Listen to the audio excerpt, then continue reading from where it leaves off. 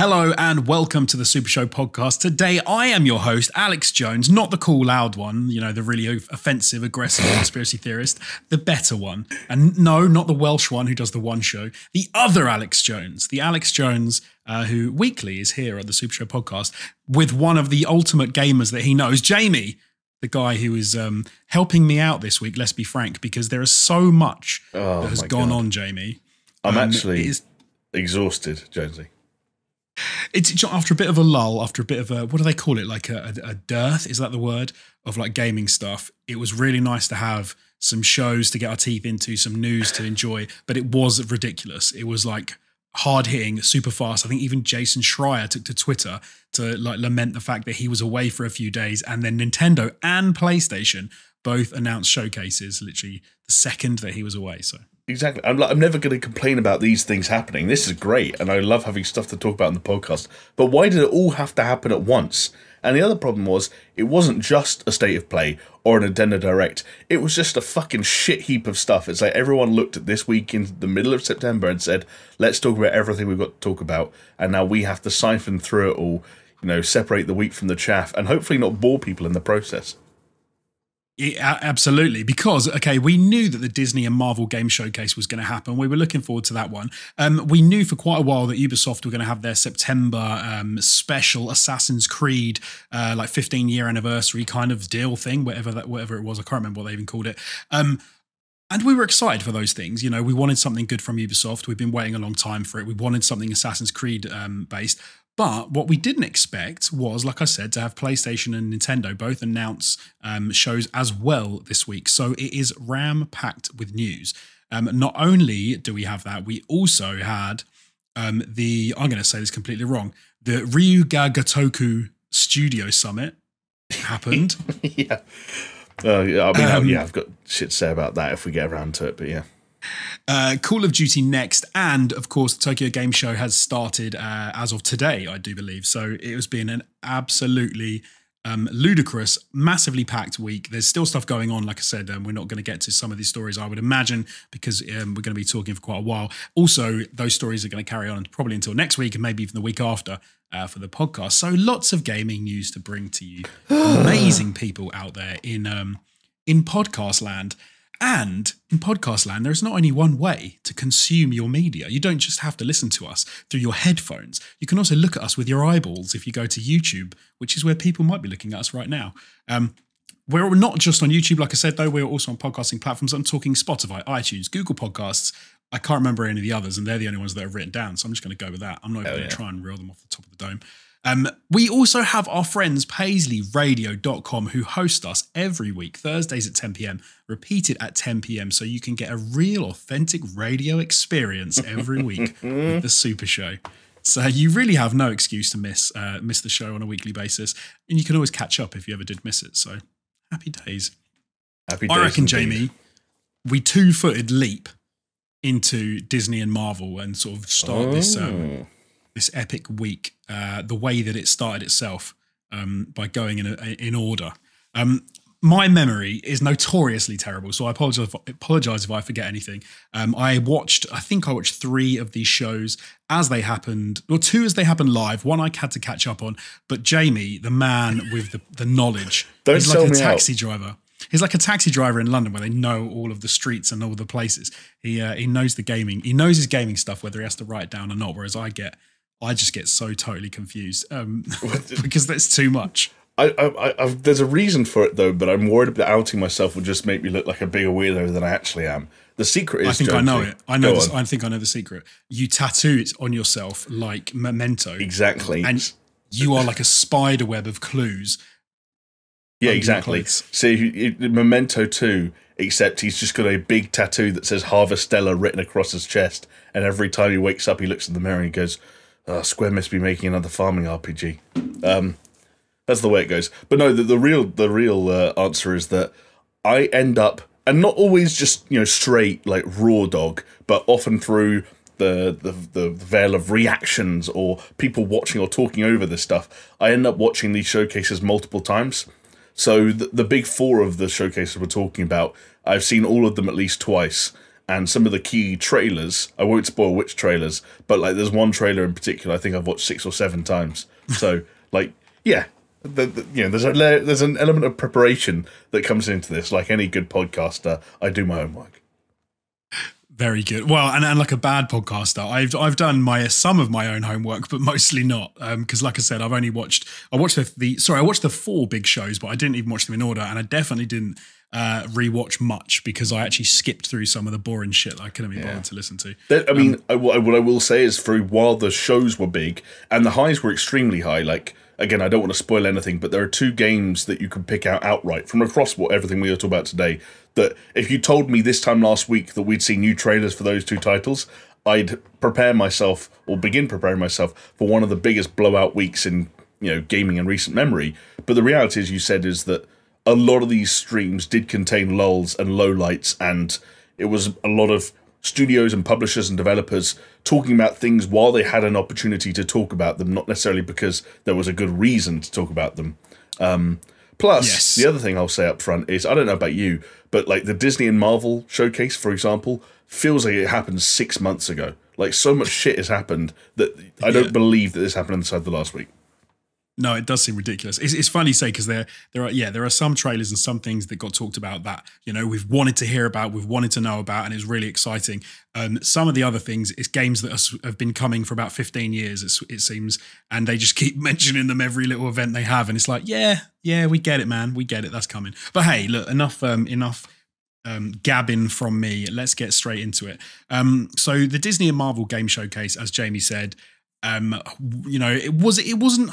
I'm going to say it wasn't that bad. It wasn't great. But then, you know, Disney and Marvel, they're not the cutting edge of the games industry, let's be fair. So maybe it wasn't to be expected, Jamie. Maybe. What I will say, again, I feel like I'm jumping the gun everything I say at the moment. Disney and Marvel, when it comes to the way they license their properties and the games being made using their IP, have the capacity to be cutting edge in terms of the video game industry. This showcase was not a particularly good example of that, though, I think is how I feel. Yes. I think going forward, you're right. In the years to come, the years ahead, I think they'll be much more exciting. But I think at the moment, yeah, they're still getting there, aren't they? So they kicked it off with actually something that I was excited to hear about. But again, it was probably a little bit pointless, given that it was just an announcement, which was Tron Identity. I then got a little bit let down because it wasn't the sort of Tron game I was hoping for. It's actually a puzzle-based visual novel from Bithell Games, but I am a Tron fanboy ever since I saw the movie, the original one, come out when I was a kid, and then the games. You know, you've got like Tron Evolution. Is it Tron 2.0? I think there's another one. Tron Run came out a couple of years ago. I'm just a big fan of that franchise, so that's why I thought I'd mention it. But this was just an announcement. We don't really know much else. Disney Illusion Island, on the other hand, I was a little bit, not like taken aback, but I was impressed by this. I thought it looked very cool. It looked very Cuphead, but it was with Disney and Minnie and what are their names? Pluto and Goofy. No, Goofy was in it. Pluto wasn't. Daffy Duck was there, not Donald Duck. I get it all mixed up between like the Looney Tunes shit and all, like, there's too much cartoons. I don't know that, and they're all fucking 60 years old at this point. It was the Duck one, it was Goofy, and it was Minnie and Mickey, and it was like a 4-player co-op 2D platformer that was kind of in a retro style, you know, a little bit like Cuphead, which did look pretty cool. It did look like it looked like something I could imagine a lot of people would want to play, would want to get involved in.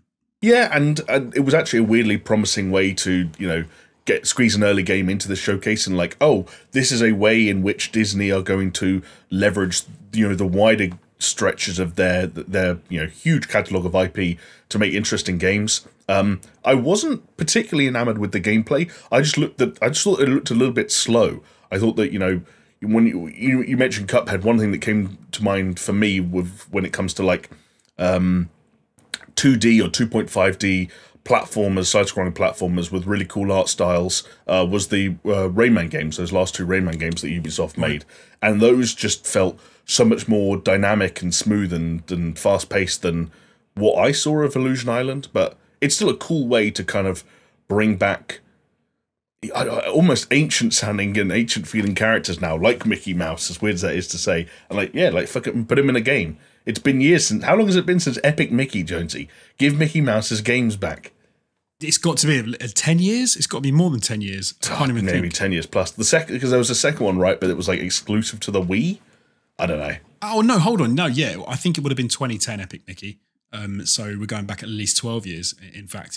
And I'll tell you what, though, I think you were right that it did feel slow, but I think one of the things that Cuphead obviously has going for it is like the shooting mechanics and all of that, and something they're going to steer clear of in a Mickey game. Imagine if Mickey was like pulling out a gat and just blowing away little cartoons. Hey, when Miyamoto signed whatever fucking deal he signed to let Mario and Luigi and all of them not just team up with Ubisoft's rip-off of the Minions, but also wield every kind of gun imaginable, I think it set the stage that anything's possible. Who knows?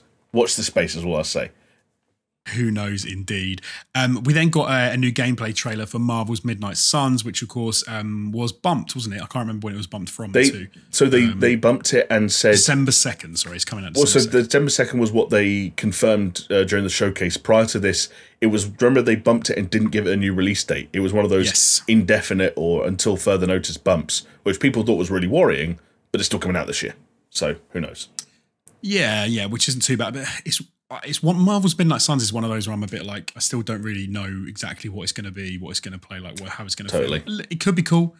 I'm sure a lot of people will like it. Obviously, if people love Marvel, and you get a lot of characters in that game, you can play as a lot of different. You get a lot of different team members. So Firaxis know what they're doing too. Like XCOM and XCOM 2, they're fucking big boy games. So you'd hope that this is Firaxis in their element, just working with a new roster of characters. We'll see.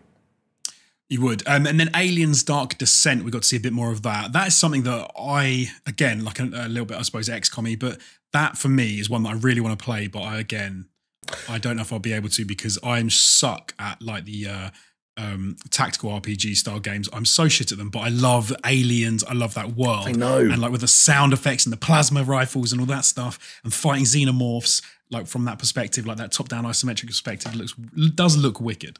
Tell me if I'm crazy, though, because like you said, this does look a bit XCOM-y. It is a tactical RPG, but when we got that first snippet of it, whenever it was, I think it was during the summer at one of Keeley's things, with no UI, and we just saw an isometric Aliens game, I thought it was going to be a twin-stick shooter, and I was really hyped for that prospect. Like, you know, like a Helldivers, Alienation style. What was the recent... was it not Levels or The Elevator? The indie that came out last year, which was where you were living in the and it was on Game Pass. The Descent. Was it Descent? The Ascent. The Ascent. Yes, just the opposite. The Ascent. No, you're right. You're absolutely right because I thought it looked very much like the Ascent. And the Ascent seemed to draw kind of from that visual style as well, and how the aliens in the Ascent kind of like xenomorphs would crawl up over the rails and like attack you. So I kind of thought the same thing, but no, this was much more XCOM, much more turn-based.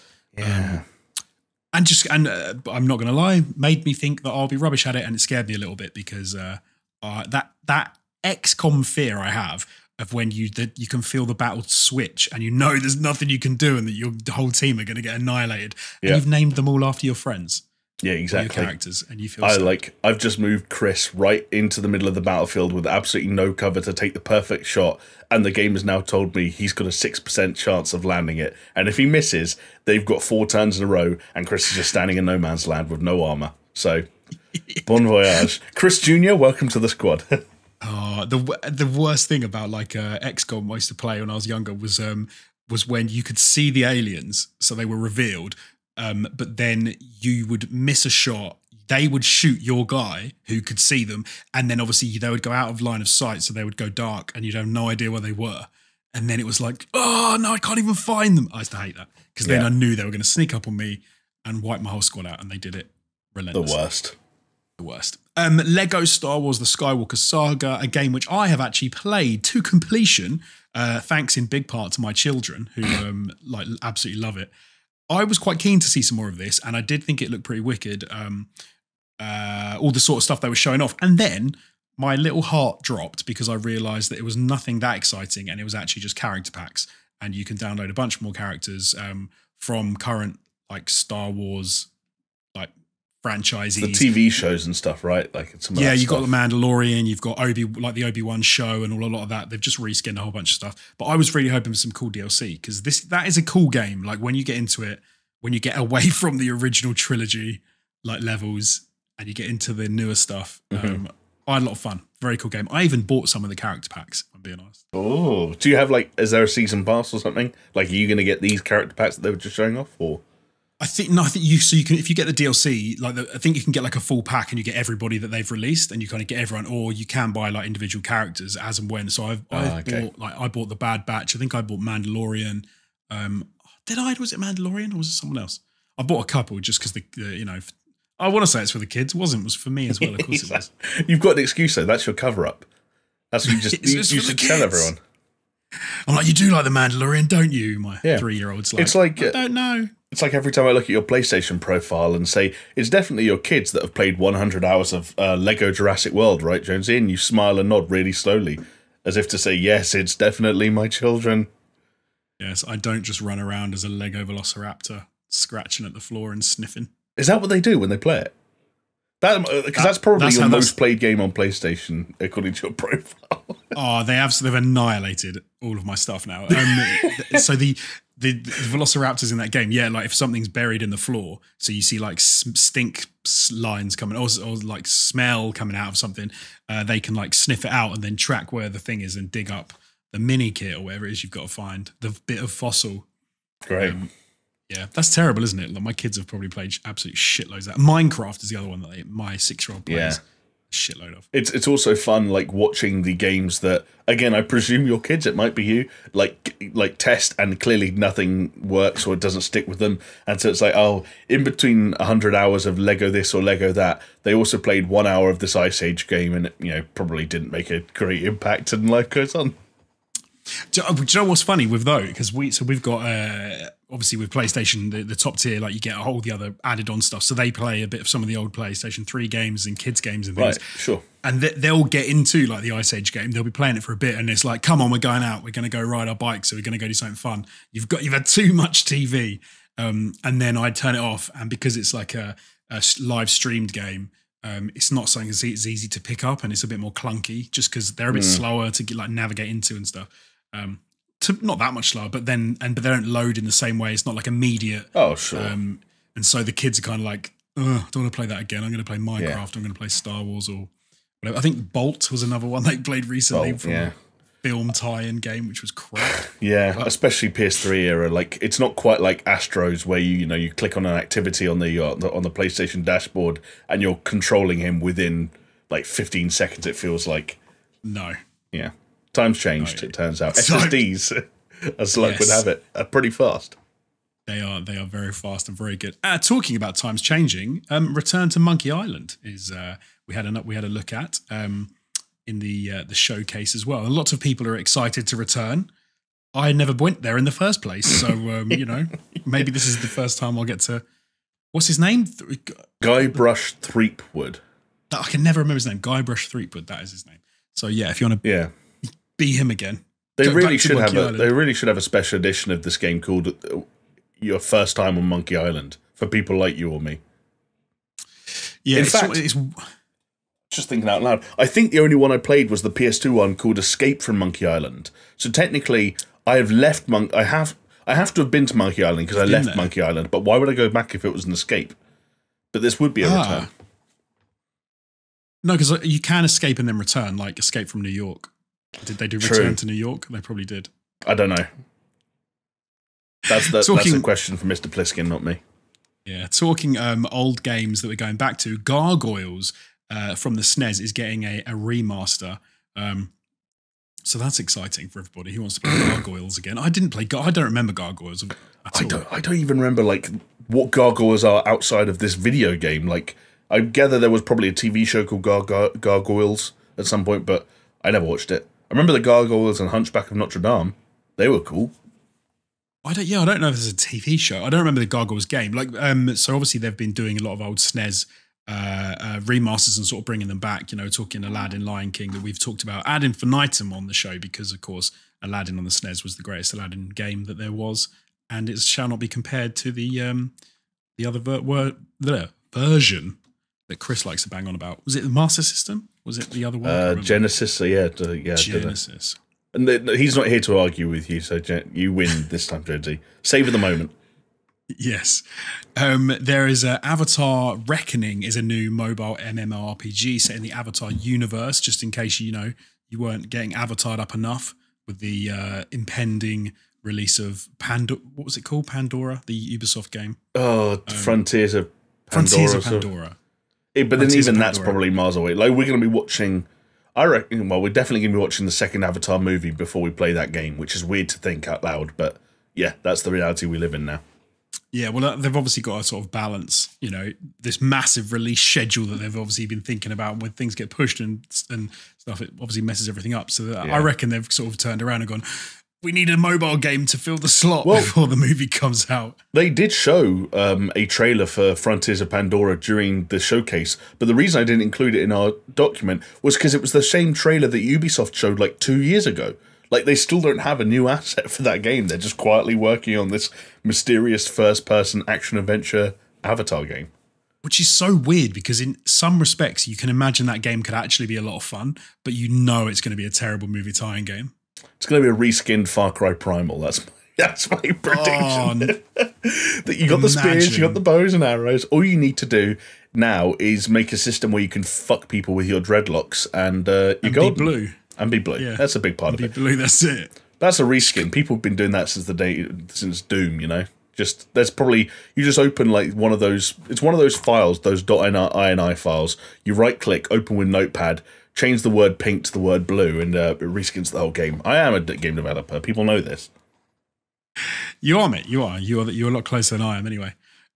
One thing to be a little bit excited about that we got to see the untitled Marvel game from Amy Hennig, which I think everyone is a little bit excited about, but we don't know much about. But we actually got to see a cinematic for this. We got to see Black Panther, Captain America, and a couple of other characters who I didn't recognize, so I don't know who they were, but from Marvel. But yeah, it's a World War II looking thing, which is interesting. We were way off about this. Do you remember when we thought this was a Fantastic Four game a few weeks ago? Because it was being described as an ensemble game and people were trying to decipher what the writers had worked on before. Because it didn't make sense for them to make an actual Avengers game, because we were like, oh no, they're not going to do that, and they've got the Marvel game, the Marvel Avengers game, obviously, which was a bit of a bomb. So it was like, what are they going to do? How are they going to make an ensemble cast game from Marvel? And it seemed to make sense that they would maybe reach into some of their other Marvel assets. And yeah, Fantastic Four seemed like a good shout. I think we were even trying to work out how those characters would work, who would be cool, how they'd implement everything. But no, they completely threw us for one, because it's Captain America, Black Panther, and some other people. Well, some other characters. I don't know who the other people are. The poster gave me the impression that it's like, it's one of Captain America's friends and one of Black Panther's friends, and they're like significantly less super in terms of their abilities. But maybe that's just a bad read from me. What I will say, though, is that from both angles here, both the Captain America and Black Panther teaming up angle and the World War II angle, it is not what I expected. And in the realm of Marvel games, I'd say that's a good thing. The idea of a World War II set Captain America Black Panther team up game, like Amy Hennig style action adventure shit, if they put some good money into this, like, that sounds like it could be really interesting. And it's just, don't get me wrong, I know we've seen World War II-ish looks before when it comes to Captain America, because that's part of his origin story, right? That's part of his, journey to becoming the Avenger we now know, or the dead Avenger we now know. Is that a spoiler? He's very old now, and or dead. But yeah, I'm still really intrigued to see how this shapes up. I think they've also interestingly confirmed that while it is Black Panther, it is T'Challa's grandfather or great-grandfather or something like that. I was going to say it would have to be, because obviously T'Challa is sort of, he's in his 20s in like now kind of, or 30s like now kind of time. So yeah, it would have to be, because they even in the films they show like T'Challa's dad, who used to be the Black Panther, and I think because they've even don't you get to see him as a kid at one point, like before he's actually the Black Panther and his dad is. Maybe. At one point. I can't remember that movie that well. I saw it on a plane. Oh, yeah, I struggle with it. I struggle with it a bit as well. But so you also get to see a little bit of Wakanda. There's some of that shown off in the trailer, a very small bit. There's also some of France. Obviously, World War II did occur, some of it in France. And Hydra, as I'm sure everyone remembers, were all mixed in with the Nazis. So this game is I don't know what this is going to be. In my mind, I can't move away from it feeling a little bit like what's it? Nazi Hitler, mech Hitler with no head. Oh, Wolfenstein. Wolfenstein, like a weird, like Amy Hennig does Wolfenstein meets the Marvels game. It's going to be it's going to be interesting. Let's put it that way. Now you just made me want a scene where Steve Rogers auditions for the role of Captain America while wearing a fake mustache so that no one could recognize him. And he has to personally audition for Adolf Hitler, who is like old and decrepit and is pissing himself and throwing up everywhere and shooting people nonchalantly. And if I don't get that scene, I'll be bitterly disappointed. That would definitely be a far cry from previous Marvel games. So that would be interesting if they went. Yeah. Well, I think you've got to take gambles these days. People are familiar with the Marvel formula, and I think inserting a comedic interpretation of Adolf Hitler, complete with vomit and urine, I think that could spice things up. Maybe it could. But for me, that was definitely the most exciting thing. We got to see a cinematic at least. Yeah. So that was the most exciting thing, because you put Amy Hennig, Marvel together, and you see a cinematic like this, and actually it sounds like something that we can get behind. Whereas everything else, I think, it was fine. The rest of the show was fine, but it wasn't mind blowing, was it? It was a little bit of a damp squib. So there was one more thing that I nearly forgot, which is Niantic, who we will hear about again before this podcast is done. Are teaming up with Disney to make Marvel World of Heroes, which is, of course, going to be a on your mobile phone out there AR game. Probably involves some walking around, finding heroes and doing stuff with them and having them interact with each other, because that's what Niantic do. So yeah. How many steps do I have to walk before Black Widow does something? I don't know, but we'll find out. It would be cool to be fair, if you could choose to be like Hydra or Avengers sort of side, and you actually had like battle lines drawn on a real map where you could try and sort of take areas using your heroes. They did that before, right? Because I remember you played the Niantic game that was not the precursor, but came before Pokemon Go and before Niantic became one of the biggest mobile developers on the planet the Earth, and that was very kind of territory based, if I remember rightly. Wow, what was it even called? I can't remember the name of the game. I'll look it up, and while you were some of your experiences. That was actually the sort of the game, even more so than Pokemon Go, like real world Niantic game that I've gotten into, which was effectively you would take over nodes, and if you could control paths, so you go from node to node to node in the real world, you could then encircle an area and then sort of take control of that area, and that was your area. And in order to take it from you, somebody else would have to like pass through your area, if I remember rightly, and like carve off sections of what you'd done by creating a circle around where you are, and then you could do the same thing to them. And it was all like color coded, and it was quite a cool battle game that it got you to go out, walk around, and sort of spend some time on your feet. It was called Ingress. But then, do you know what they did, which really bugged me? They did a massive update, which made it much shitter and run much worse. But it was like they'd added a texture pack to it, and they'd added some assets, but it made the game much more chunky, much slower to run. Whereas it was quite a snappy mobile game, which is what you want. And they tried to fancy it up a bit, and I just cancelled. I literally stopped playing it the day they did the update. Yeah. That's always the worst when it happens. I was doing some weird reading the other day, and I found out biggest like motivating factors for creating like a sustainable blockchain kind of shit was he was a really committed World of Warcraft player, and his favorite move got nerfed, and he stopped playing overnight and cried himself to sleep, and woke up the next morning, and that it like had an impact on his vision for Ethereum. That's like, I laugh, but I'm so with him. Like, that can happen, and you don't expect it. And it seems like, how could one thing in a game ruin it for you? But it really can, especially when it becomes like a core aspect of how you interact with that game, that medium, whatever it is. Mm-hmm. If they just do something to it, like, for example, if you're playing Warzone and you really like playing a certain build and you like playing, a certain character, certain gun, and even if it's not the best there is, if they just do something to it and just ruin your experience that little bit, it can just turn you off, and you just sort of say, what's the point? I'm not enjoying this anymore. No, 100%. Warzone is a great example of that. Like, keeping up with the meta in Warzone became exhausting, and it wasn't fun by the end of it. No, that's what I heard. I never kept up with the meta in Warzone, but do you know what? I reinstalled it last week, so we'll see how that goes. Just in time for the new one. Yes, well, some of the before the new one comes out, some of the guys I used to play with want to jump on and have another go. Nice. So That's nice. They were saying, did you ever experience Caldera, which was the quote unquote new map, which is no longer new? No, I never did. So cool. I haven't managed to jump in yet, though. They've played 4 or 5 games this week, but I've been so busy that I haven't even been able to. There you go. Unfortunately, some people, Jamie, that I know who will be busy right now. Because they'll be listening to this podcast because they are our supporters. They are our Patreons, our patrons. I always get that wrong. They're our patrons who join us at patreon.com/SuperShow. And I would like to give a shout out to some of those awesome people. There are some on screen right now, but I'm also going to read out a few names. They are Aaron Cameron, Athletic Gravy, Bill Caesar, Brimstone, Cole K, Crow's Perch, Ice Knock Rock Salt, Jesper Camden Greed, Manuel Guerrero, and Peas Wad. Yes, they are the big dogs. So I just forgot to say that. We always say that, and I didn't say it. Yeah, it's a little break there. I also like the emphasis on the wad part of Peas Wad. I think that should be a fixture going forward. Peas Wad. Peas Wad. Why don't you if I say Peas Wad?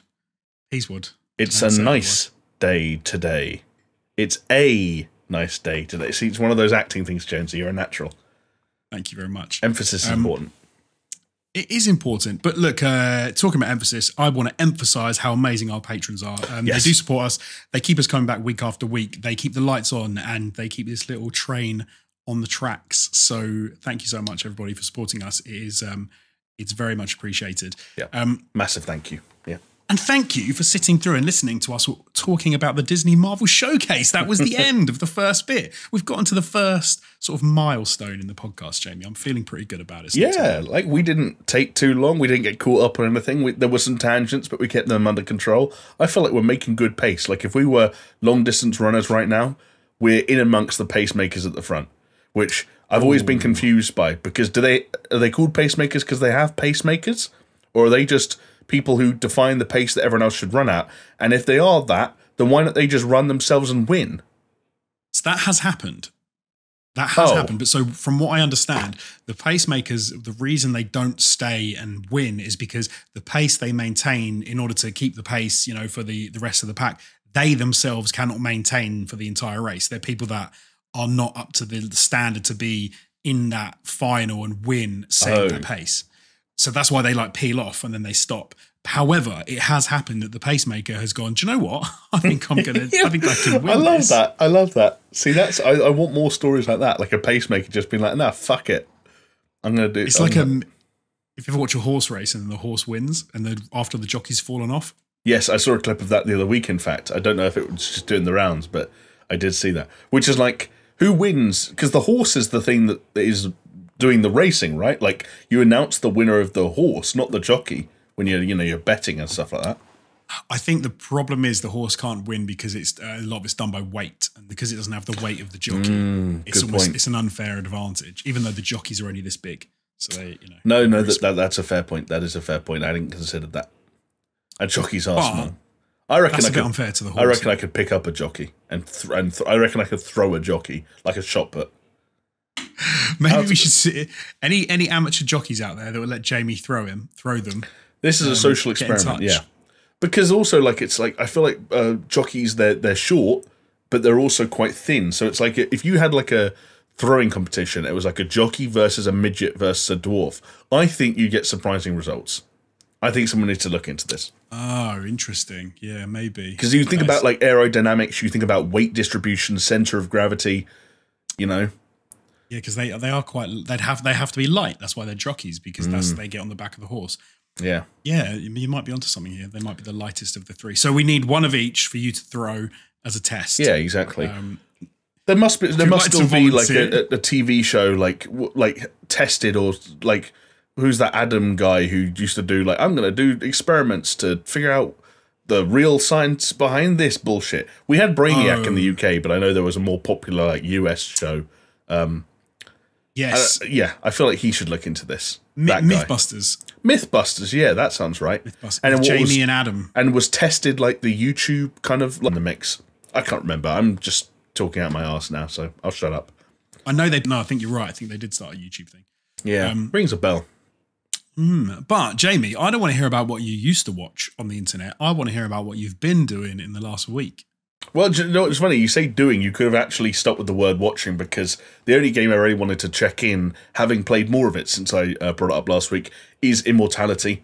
And it's not a game that I'm bringing up because I wanted to discuss in like a crazy, sordid amount of detail, because it is one of those truly narrative-driven, the less said, the better style experiences.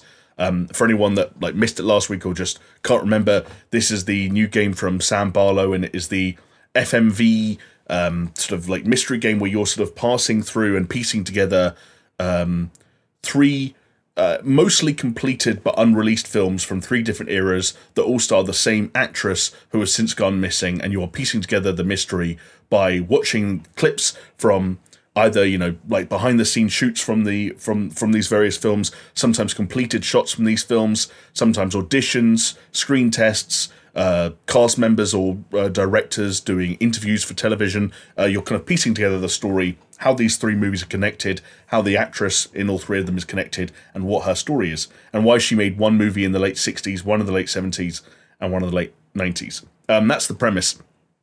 And it uses sort of like you go through clips one by one and watch them and kind of fill in your own awareness of the story. But it's also got this match cut feature where when you see a thing like a face or an object or a piece of jewelry or something that you want to see more of, you click it and it match cuts it to a place or a time where an object or a face or that's either similar or identical appears in another clip. And so you can jump from clip to clip being like, I recognize that face, you click on that face, you might see that actor appearing in something else or in another context.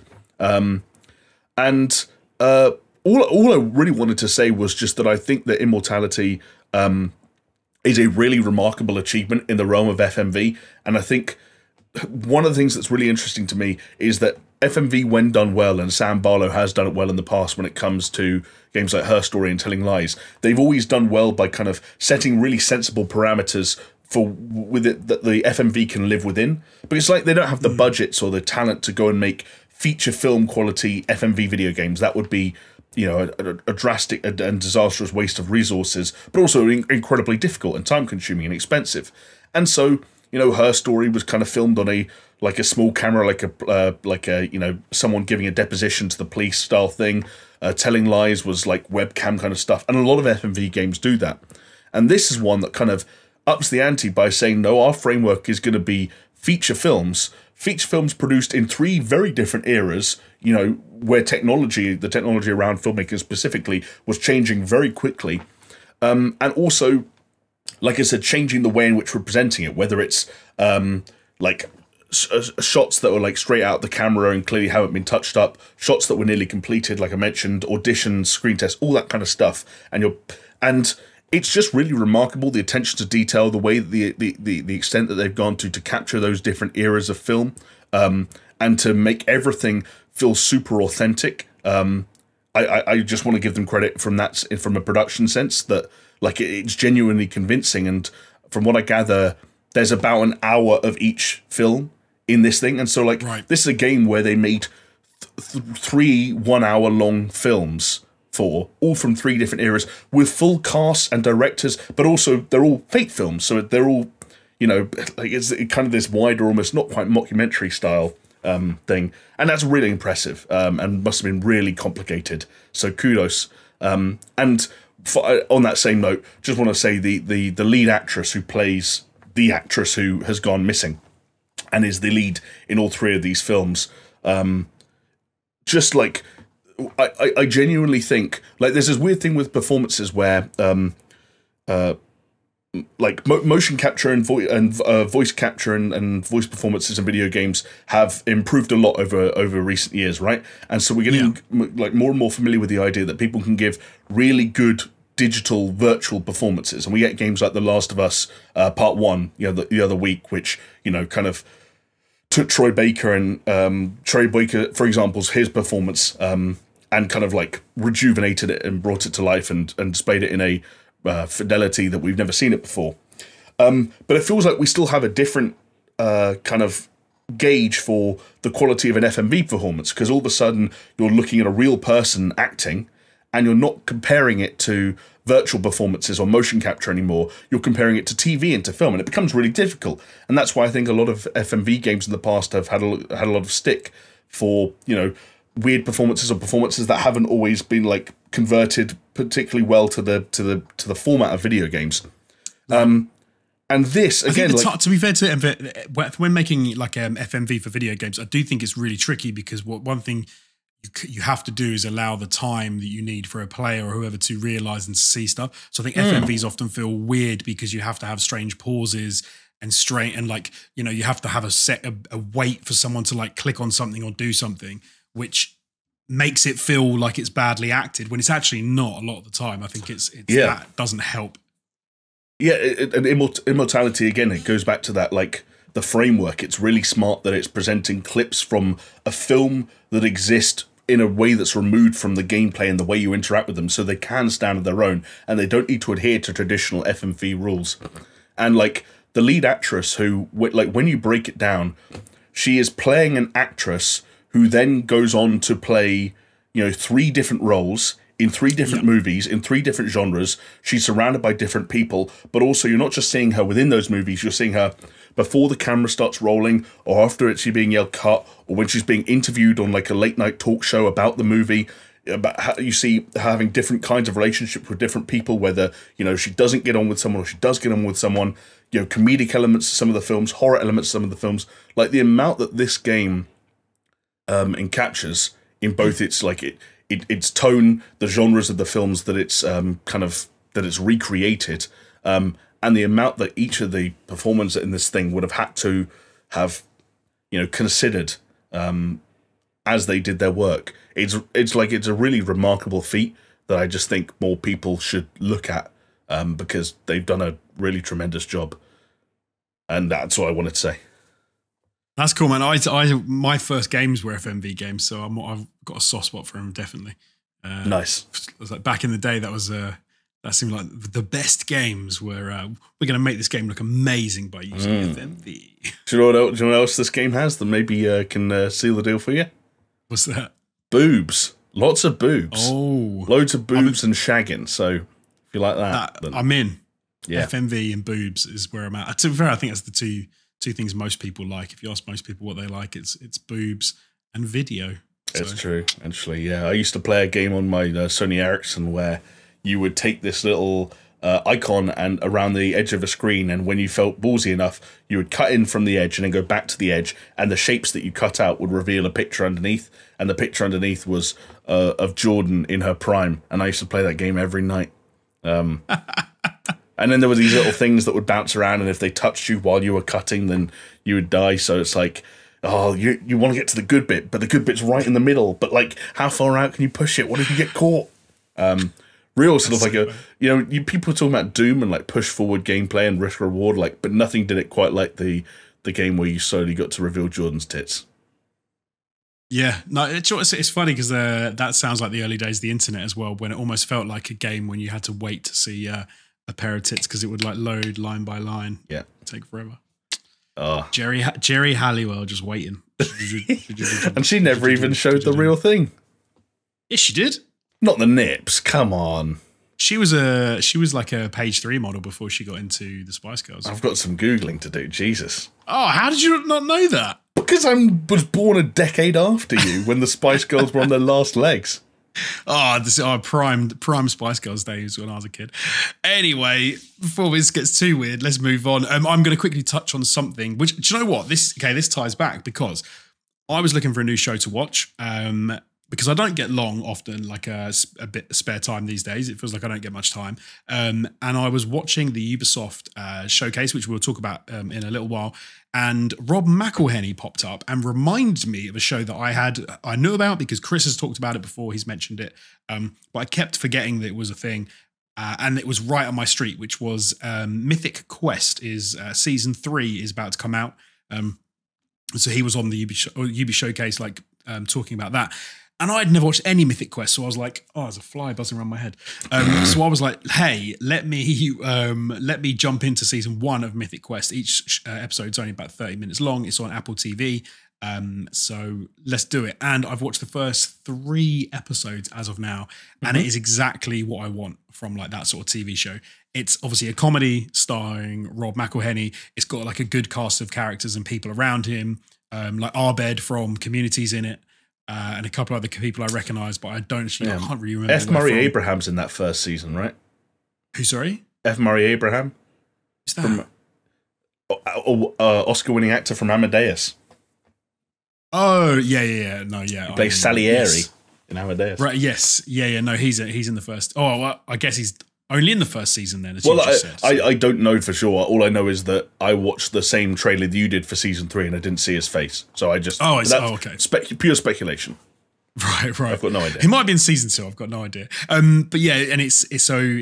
For those who don't know, it's a show about the development of a video game, and it's funny because when you can tell that it's been made in conjunction with Ubisoft, because when you see clips of games, they are very obviously Ubisoft games. So there are sections where, like, literally the opening shot of the pilot is looking over the back of an eagle, and it's got like that, nice, and you're like, all right, Assassin's Creed. Then there's even shots of the game, which is called Mythic Quest, which is supposed to be like a World of Warcraft like style game. But then when they actually show shots of the game, there's like people jumping off of walls into piles of leaves, and you're like, okay, more Assassin's Creed. And then you occasionally have close-ups of people fighting, like where they have like swords and knights, and you're like, well, this is For Honor. Like, it's not even hidden. It's just clips of these games. Do they change the assets at all to make it look like it's something unique? Yes, it wasn't an assassin in assassin's garb, for example. Right. The For Honor guys, actually, some of those might just be they might have just picked less popular For Honor like units because they don't need to change them. They're not that well known. Right? It's like a knight with a blue thing and a. No, but you know what I mean. They're not. No, I do. But it turned into a weird. Also, not many people played For Honor, so yeah, it wasn't that good. So that's not fair. For Honor was cool in some ways, and I like watching. Do you know what I like watching people play For Honor? I like watching them stream it. I remember the afternoon where you realised you liked watching people play For Honor. Because they're good at it. I used to sit like behind you in such a way where I could see your screen at lunch breaks. But it's cool to watch people play it, but it's not cool to play it if you're me because you're not very good at it and you don't have the patience to like, well, what guard are they going to be and how am I going to switch between this stance and I don't care about that shit. Yeah. But no, Mythic Quest is fun. Yeah, anyone who's got Apple TV who wants something to watch, it's like half an hour each episode. Jump in. Are you getting laughs out of it? Would you say? Not like big out loud laughs, but more like the whole thing is humorous and it's more like situational like humor as opposed to like out and out comedy. So for example, the pilot episode is the dev wants to include which is one of this weird thing. There's like one developer for the whole game. Like she's the only developer, which is obviously like where are the hundreds of people that it takes to develop these games? So you've got like Arbet, they got a guy who played Arbet in Community. I don't know the actor's name. He plays like the loot crate and monetization guy who's always like who's trying to, but he doesn't make the games. He just tries to talk about ways to get monetization into the games. You've then got the guy who does narrative, but he doesn't program anything. He's just a story writer. You've then got like the play testers who are obviously there like in their little room play testing, and then you've got the dev who basically programs the entire thing, does absolutely everything, and anything they need to be developed, they go to her. And you've then got Rob McElhenney, who's the creative director behind the game, and like a executive producer who sits over the top of everything. Like, there are thousands of people who make these games. It's not one developer. I'm not supposing they're trying to hide it, and they're like, oh no, they're downstairs. They're not in the show. Don't worry about it. Maybe. But. Yeah. Also, like, you can't read voice lines and give performances when you're crunching. Like they would have pointed the cameras at a developer, and they'd be like, nah, I'm too busy. I've got to work 16 hours for the 6th day in a row. Thank you very much. I don't have time for your jokes. Well, see, actually, do you know what? The first episode is quite interesting because they do deal with, in a humorous way, they deal with the fact they're trying to release the first DLC or expansion, I think they say, for Mythic Quest, which is called Raven's Banquet. And the problem they have is Rob McElhenney wants to tweak a shovel that the dev wants to include in the game. She's like, I want a shovel so people can dig. And he's like, no, it needs more. We want to make it into a weapon as well. And she's like pissed off because she just wants it to be a shovel. And he's promising that he won't push the release date. And they're like, it's 5 o'clock on a Friday. It gets released on Monday at 9. Like, we don't have time to do this. And then they're like, he's going to push it. He's going to push it. And then the executive producer's like, he's not going to ask me to push it. And he literally turns around and says, we need to push it. And it's this, and then they do change it. They do change the shovel to be a weapon as well. But the only way they get that done is by working all through the weekend. Okay, so yeah. It's kind of weird.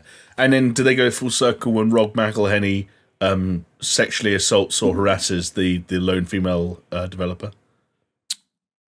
Just for the true Ubisoft experience. No, but what they do have is one of the they do have one of the playtests. So they've got 2 female playtesters, and one of them is into the other one, and she goes and tells like the HR person that she's into her and she really likes her, and she's like, I'm going to tell her that I like her, and the HR woman's like, you should not be telling me this. And you're like, they're even introducing a little bit of the sexual like overtones that there shouldn't be in the work environment, especially when one of them has no idea that you're having these thoughts about them.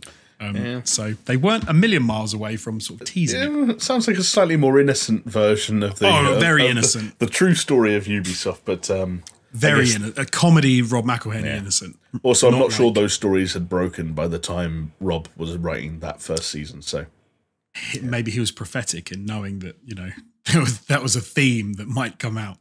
But there you go. That is Mythic Quest. Would you like a comment of the week, Jamie? I'd love one, Jonesy.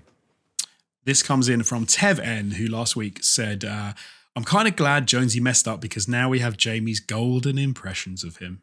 Shout out to Jamie for last week. Well, the opposite, actually. I actually picked this comment because it's so weird when you look at the comment section of a video and you expect to see one thing, you see something else. So I just want to clear up one widely believed misconception. That was not me doing Jonesy's, Jonesy's mic was working at the beginning. So that's Jonesy's voice you can hear saying all those lovely things about me, complimenting my humility, complimenting my humor, the timing of my jokes, many other things. I mean, there are other things that are worth complimenting as well, but he just kind of focused on 3 of his favorites, and I'm totally cool with that. There's time for everything else later. So yeah, just wanted to just clear up a little misconception. Jonesy's mic was working. He paid me a lovely compliment, an accurate, factual compliment, true to my character, and then he stopped recording. So, I'm not going to Jonesy. Yeah, Thank you're you. welcome. I don't know what happened to your voice during those moments of compliment paying, but I don't know what you mean. It sounded exactly like me. It sounded a bit like this. No, yeah. Like you were getting a wristy while you were saying it. Whatever you did, Jamie, you did a good job of it. So thank you very much. Hey, it was fun in the end. It's always nice to take a thing like that in the moment you're like panicking, you're like, what do we do? And in the end you're like, yeah, let's just do this. Let's have fun with it. And it turns out almost everyone I think that I saw who commented on it went along with it, apart from the few that were extremely confused, which was also understandable. But I guess, yeah, thank you if you did go along with some of our tomfoolery last week, I guess. Yes, apologies again, everyone, for messing with you, but all good. Okay, let's move on to our second event of this past week, the Ubisoft Forward, which was probably was the event that I was looking forward to the most because we didn't know 2 of them were happening. So this was the one that I was in anticipation for. Sure. I'll tell you what's funny about this as well was when the Forward started, they cut to. What was his name? Danny Wallace, obviously from Assassin's Creed. What was he in? 2? He's in a lot of them, but yeah, 3. 2 was the first one. Yeah, I can't remember the last one he was in. But yeah, so Danny Wallace playing Danny Wallace, but they cut to Danny Wallace and kind of gave a little teaser to be like, don't worry guys, stay tuned. We will talk about Assassin's Creed, but first you've got to sit through this Ubisoft Forward. Yeah, I was, like you kind of hinted at the top of the podcast, the structure of this was very odd because it was an Assassin's Creed 15-year anniversary showcase that was stuck within a Ubisoft Forward. I think that's how they plan to get people to watch it, because that is exactly how I felt when it started. It was like, here's Danny Wallace introducing the Assassin's Creed 15th birthday showcase, but watch this stuff first and then we'll get to it. Like they massively, it was like, just stick with us. It's going to happen. Don't have to wait long. And that also, again, without trying to be too negative about this before we got into it.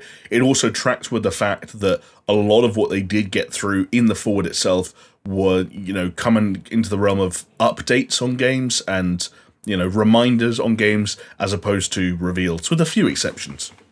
Yes. Okay. Yeah. So let's get into it. Let's get into some of the games. So we saw a little bit more of Mario and Rabbids Sparks of Hope, which we've seen a fair amount of at the moment. For anyone who didn't play Mario, what are they? They always call it Mario plus Rabbids. I always get that wrong. Yeah. Mario plus Rabbids. That is a cool game. I've got it. I've played it sort of for a while.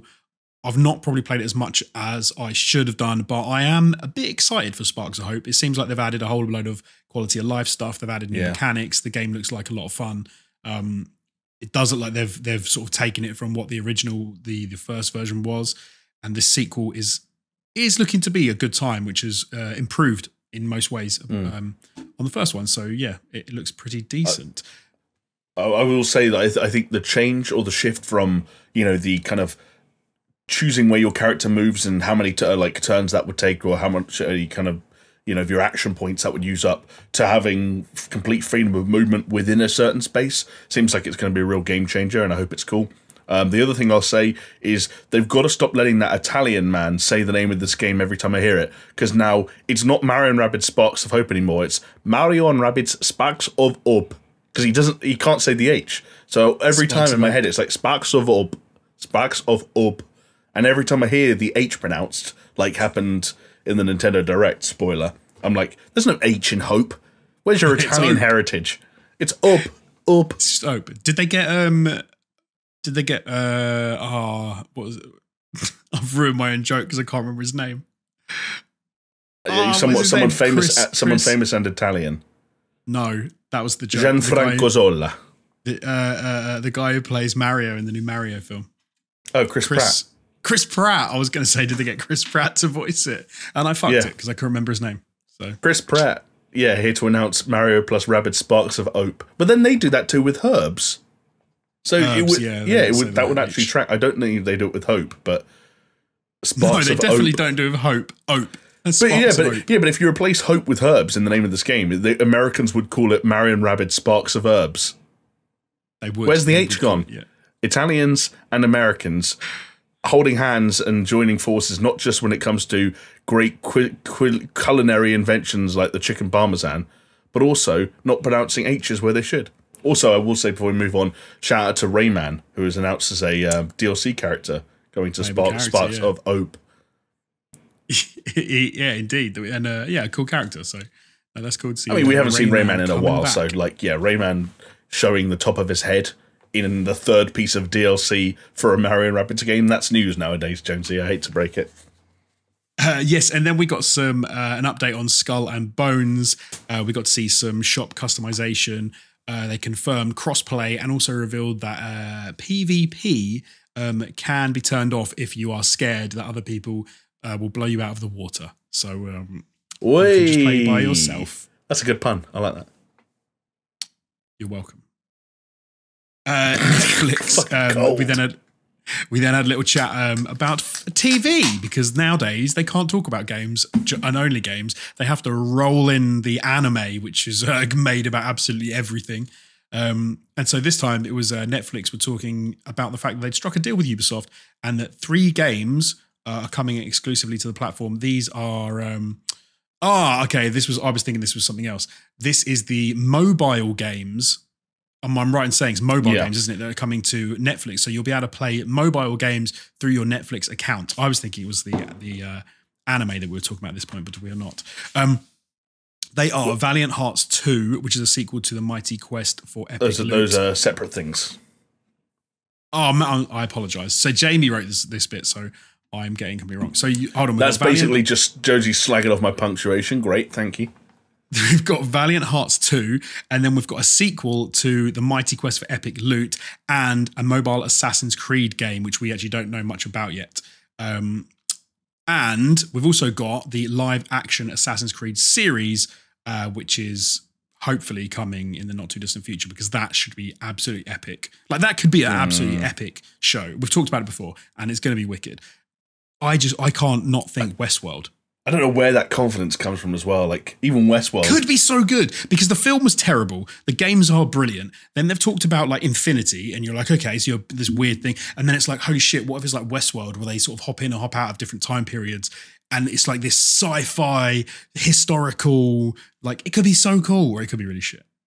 Okay, now that you've said that, yes, I'll agree with you. It could be so cool, or it could be really shit. We're in agreement there. Yes, but there's also, like I was saying, there are some anime series coming from Netflix as well, linked to all of this bollocks too. So you're welcome. Yeah.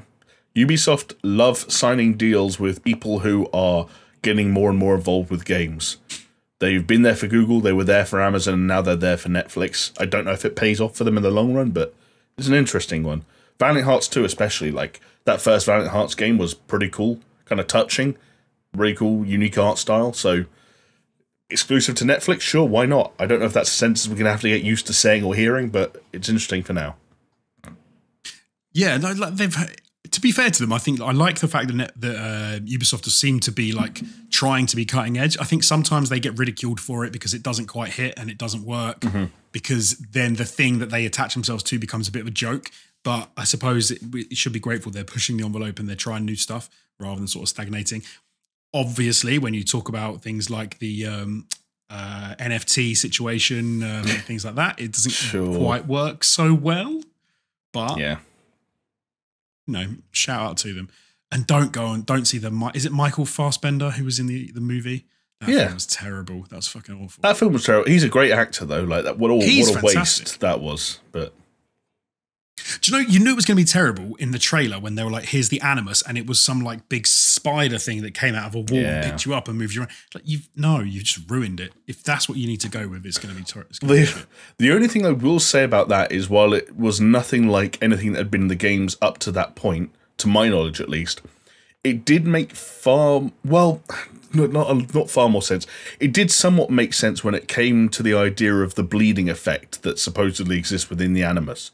Because the bleeding effect was obviously the idea that the longer you spend going through the memories of your ancestors, the more of their kind of inherent abilities that you inherit, including physical ones, which is why Desmond goes from a guy that's been lying in a sci-fi bed for, like, I don't know how many days, weeks, months, to being able to do parkour. Because it's like, oh, I've been doing parkour as Ezio, so now I, Desmond, can do parkour. But he's been lying in a bed. So it's kind of like... I have no problem with that though, because if you learn to play the guitar in VR, but let's say you, but like, there's a physical, like, if I got into the, like, if I jumped into the Animus and my ancestors did parkour, Jonesy, I give you a clue, I'm not lifting my body weight over like a ledge or a fence when I come out of the Animus. But you'd know how to do it. You just might not. I know how, but the idea that like an Animus that kind of suspends me in midair, so I'm doing movements or actions, and like the kind of the motions are being sort of like burnt in. Like, it's not a bad idea. It was just, it looked dumb and it wasn't in the games, which is a rough combo. It is a very rough combo. Something that is not necessarily a rough combo and does actually sound like it could be quite cool is Tom Clancy's The Division Heartland, which is going to be a free-to-play survival game. And you bring those two things together and you have something which could potentially be pretty interesting. Yes, something I'm going to keep an eye on, especially as a fan of The Division. I just hope that they kind of maintain some of the PvE elements that I liked, and some of the looter shooter elements that I liked. But there's definitely no reason why a free-to-play, polished, solid version of The Division could be successful. The mobile version, I'm slightly colder on, I'll be honest. Maybe that's just me. No, I think any mobile version of anything, I think is a rougher concept, rougher push, because it's like you've got to get around the inherent issues that there are with mobile gaming anyway, and attach it to a game and have fun with it. And I'm not there yet personally. But I don't know. Maybe they'll crack it sometime in the near future, and suddenly it'll be like you're gaming at home on your mobile, but. Well, yeah, we're not there yet. Ubi are trying. Well, there's another game we'll talk about in a second that is evidence of that. Then we got to the cream of the show, which was actually the Assassin's Creed 15-year showcase, which is what I think most people were waiting for.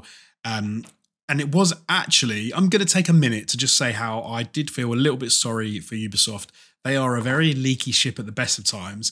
But unfortunately, they were incredibly leaky because this ended up, rather than being an announcement or a reveal or anything, exciting like that, it effectively just became an exercise in confirming stuff that everyone already knew because we'd had information put up online in the form of I think there was some articles posted before the thing came out, and then you also had leaks where people were already talking about the sort of games that were going to be brought out at the Assassin's Creed series. So we knew basically everything, I think, before we actually got to see this, which was a bit of a shame. Yeah, agreed. Real bummer. This was one of those moments where I was watching it live and thought, actually, this is cooler than I'd given it credit for in written format, and it would have been nice for Ubisoft if at least one of these things had managed to remain a surprise, but that's the nature of the internet. And I will also say, in Ubisoft's, what's the opposite of a defense in a legal term? Because can't say in Ubisoft's offense. No, I don't know. Okay, what I'll say is one way in which Ubisoft didn't do themselves any favors is it turns out that the Assassin's Creed portion of this showcase was shown to influencers, I believe, 4 or 5 days before it happened. I guess so they could, prepare content or do whatever they needed to do, which, don't get me wrong, they'd have got all of them to sign NDAs, and I'm sure they hoped that stuff would remain watertight, but that never happens. You can't show or inform that many people that far in advance and not expect something to get out, and sure enough, everything got out. No, you're absolutely right. I mean, it's funny because we sort of say that a lot of the times it's other people leaking stuff or it's, store pages leaking stuff, but it does seem that more and more Ubisoft are their own worst enemy when it comes to leaks. So unfortunately, they're a victim of that again, I guess. But okay, so what did we actually get to see? What did we actually get to hear about? Stuff that we've already talked about in the podcast, funnily enough. And do you know what was funny? I'm good. Before I say that, I actually feel like you could tell from the show that this was the most important section because it then cut to a complete different set. It was really nicely shot. It was obviously all pre-done. They had Danny Wallace there, and I can't even remember the other girl who was doing it with her. But yeah, no, they did a good job of it, and they were there to sort of introduce some talent who were in some of the games and to talk about things that were coming up. So first up, we had Assassin's Creed Mirage, which is the game we've talked about before, which is the game which is focused on story, narrative, and sort of getting back to the stealth mechanics of the old school Assassin's Creed and actually taking the series back to where it first started, which a lot of people miss, move it away from the RPG style games that they've really turned into. And you're going to be playing as Basim, as we've sort of heard before as well, and you'll be playing in Baghdad, which is wicked. That does sound like an amazing environment, amazing place to have an Assassin's Creed game set. Totally. Unfortunately, again, there's not that much to add to what we've talked about before on the pod when we've talked about this because we kind of knew everything. Didn't we? Yeah, Assassin's Creed Mirage feels like a real known quantity right now. And I'm sure all the way down to the point where I'm sure people listening already know what we think, which is to say that I'm like you, I'm excited. And I think the idea of the series going back to basics, and I liked those RPGs, but the idea of, reining some of that stuff in a little bit and making a more Assassin's Creed 1 perhaps inspired title in the series is I'm totally down for that as a breath of fresh air. The one thing we didn't know, which I'll mention purely because it's something we didn't know, I recognised her voice, but I could not have told you what her name was. Oh God, yeah. Shohreh Aghdashloo, the actress who provides, I think she's going to be the master to, Basim as he's learning to become an assassin. She's the actress with that really awesome, gravelly voice. And I think she even says they had an interview with her and she really enjoyed playing the role because it's it's a Persian character. And obviously she's an actress and she's from that part of the world. And she's got to sort of get to grips with that sort of a cool assassin character and lend her awesome gravelly voice, which is, I was it's always nice when they introduce a big star or someone you recognise into a game, which was cool. Oh, what a unique voice as well! When I first heard it, because you hear her in the kind of cinematic reveal trailer before they reveal it's actually her, and I hadn't seen any of the shows she's in. Was it The Expanse? So I'm not sure I'd ever seen her or heard her in anything. And when I don't know if this is a bad thing to say, when I first heard it, I thought it was the little Asian guy from the 40-Year-Old Virgin the guy with like the grey goatee who fights with Steve Carell all the time. What? Yeah, that guy, I thought it was him. It sounds like him, and it was a woman. And I was like, oh, I'm glad I didn't tweet that or something. I can't think what I've seen her in stuff, so I'm gonna check. Okay, so she's in 24, which I've seen. She's in Star Trek Beyond. You must have watched that at some point, then. Like you watched Star Trek. I've seen that, of course. But she's in quite a few things that I've seen, and so I immediately recognised the voice, and I was like, oh, and I couldn't remember her name at all. But yeah, it is. Oh, she's also the voice of the Witch Queen in Destiny 2, apparently. Oh, weird. Okay, then I would have heard her voice. I'm looking at this and like, yeah, she was in the third X-Men movie, so I would have. Oh, she's in Mass Effect. Yeah, she's in she's Admiral Shalarahan. I've got to see I've got to. Oh, okay, that makes sense. Yeah, and she's Lakshmi 2's voice from Destiny 2 as well. Yeah, Star Trek Beyond. She's literally been in a buttload of stuff. Yeah. I probably should have picked up on the Mass Effect link there. I only played those games like 2 years ago. I will say it was because when they had the cinematic, like she sounded great, and her voice has got so much character, it sounds wicked. Then when they actually did the interview with her, they obviously hadn't set the sound up. It wasn't as amazingly done as they do when they do voiceovers, and I could barely understand half what she said because her voice is so gravelly and so deep. It was like, yes, thank you for having me on now. Wondering, Jesus Christ. I was wondering which of the two of us would be the first to do an impression, and I'm glad you've broken the ice, Jonesy. Thank you. You're welcome. Next up for Assassin's Creed, so there were two big projects that have been announced that we talked about last week. We said one of them is codename Red, and the other one is codename Hexe, which we were getting wrong I was calling codename Hex. Yeah. So codename Red is the Assassin's Creed game, which is set in feudal Japan, which is a bit of a weird one because we've already said like Ghost of Tsushima is an incredible game. Hopefully, it won't feel like an Assassin's Creed version of that because it would be nice if it was very different.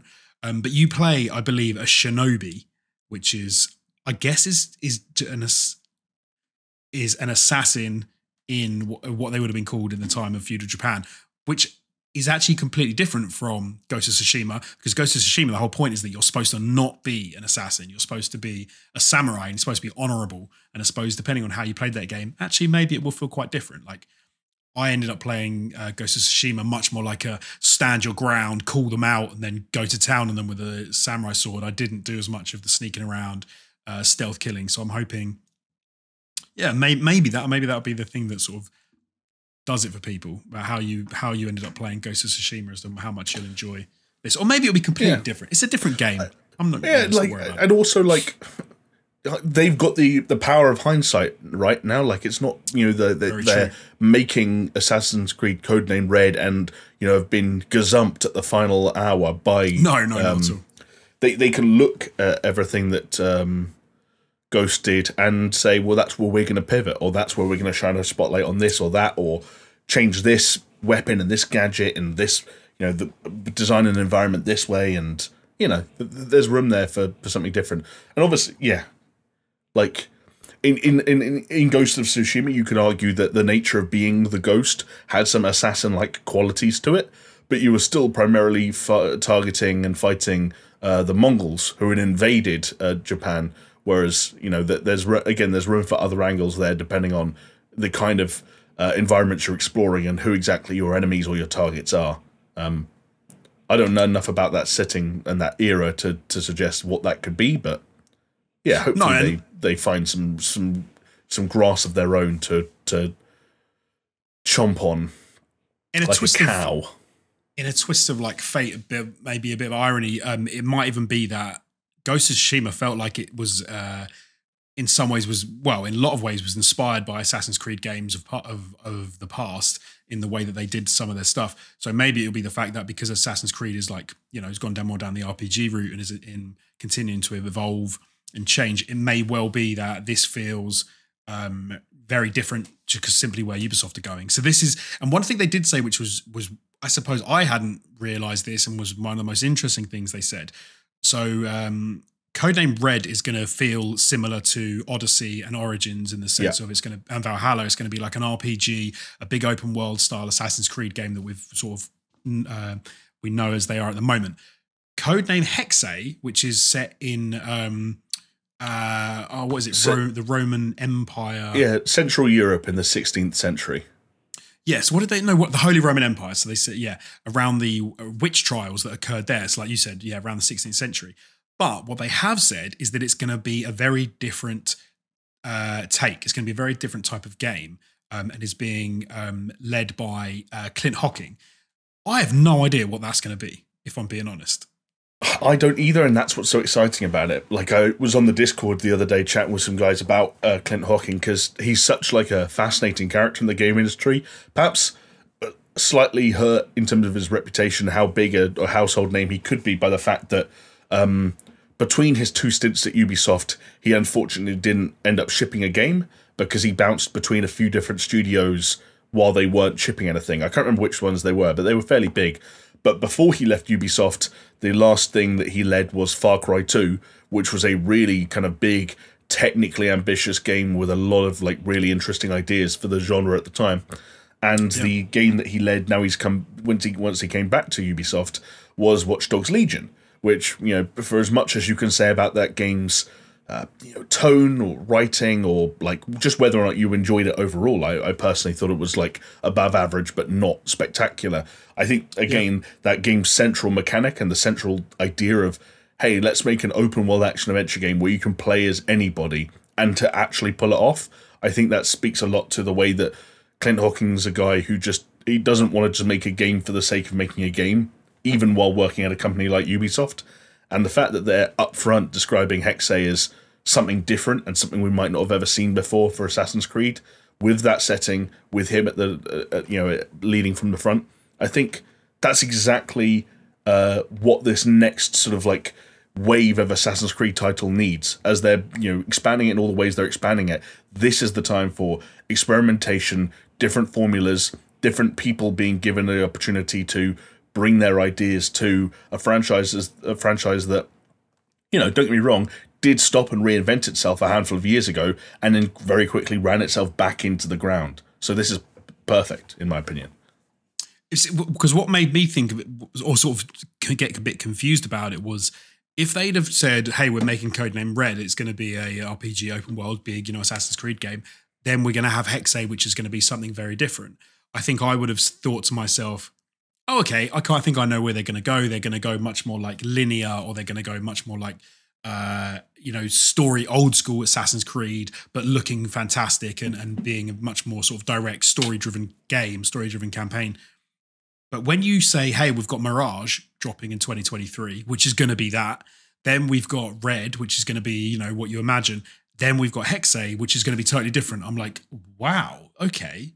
That's super interesting because, sorry. I was going to say, no, go for it, because I had a little tidbit for you. It's what they needed to do, and we haven't got to the part of the story yet where we talk about like the connective DNA, but especially when you consider the kind of the way they're looking to position the Assassin's Creed, the future of Assassin's Creed going forward with their AAA games, their smaller games, the Netflix TV show, all this stuff, the way they kind of want to interconnect all those things, it's vital that they have as many different looks and experiences as possible. And so, the fact that we now know about the next 3 premium, let's call them Assassin's Creed games, and they all have the capacity to be very different to one another, awesome.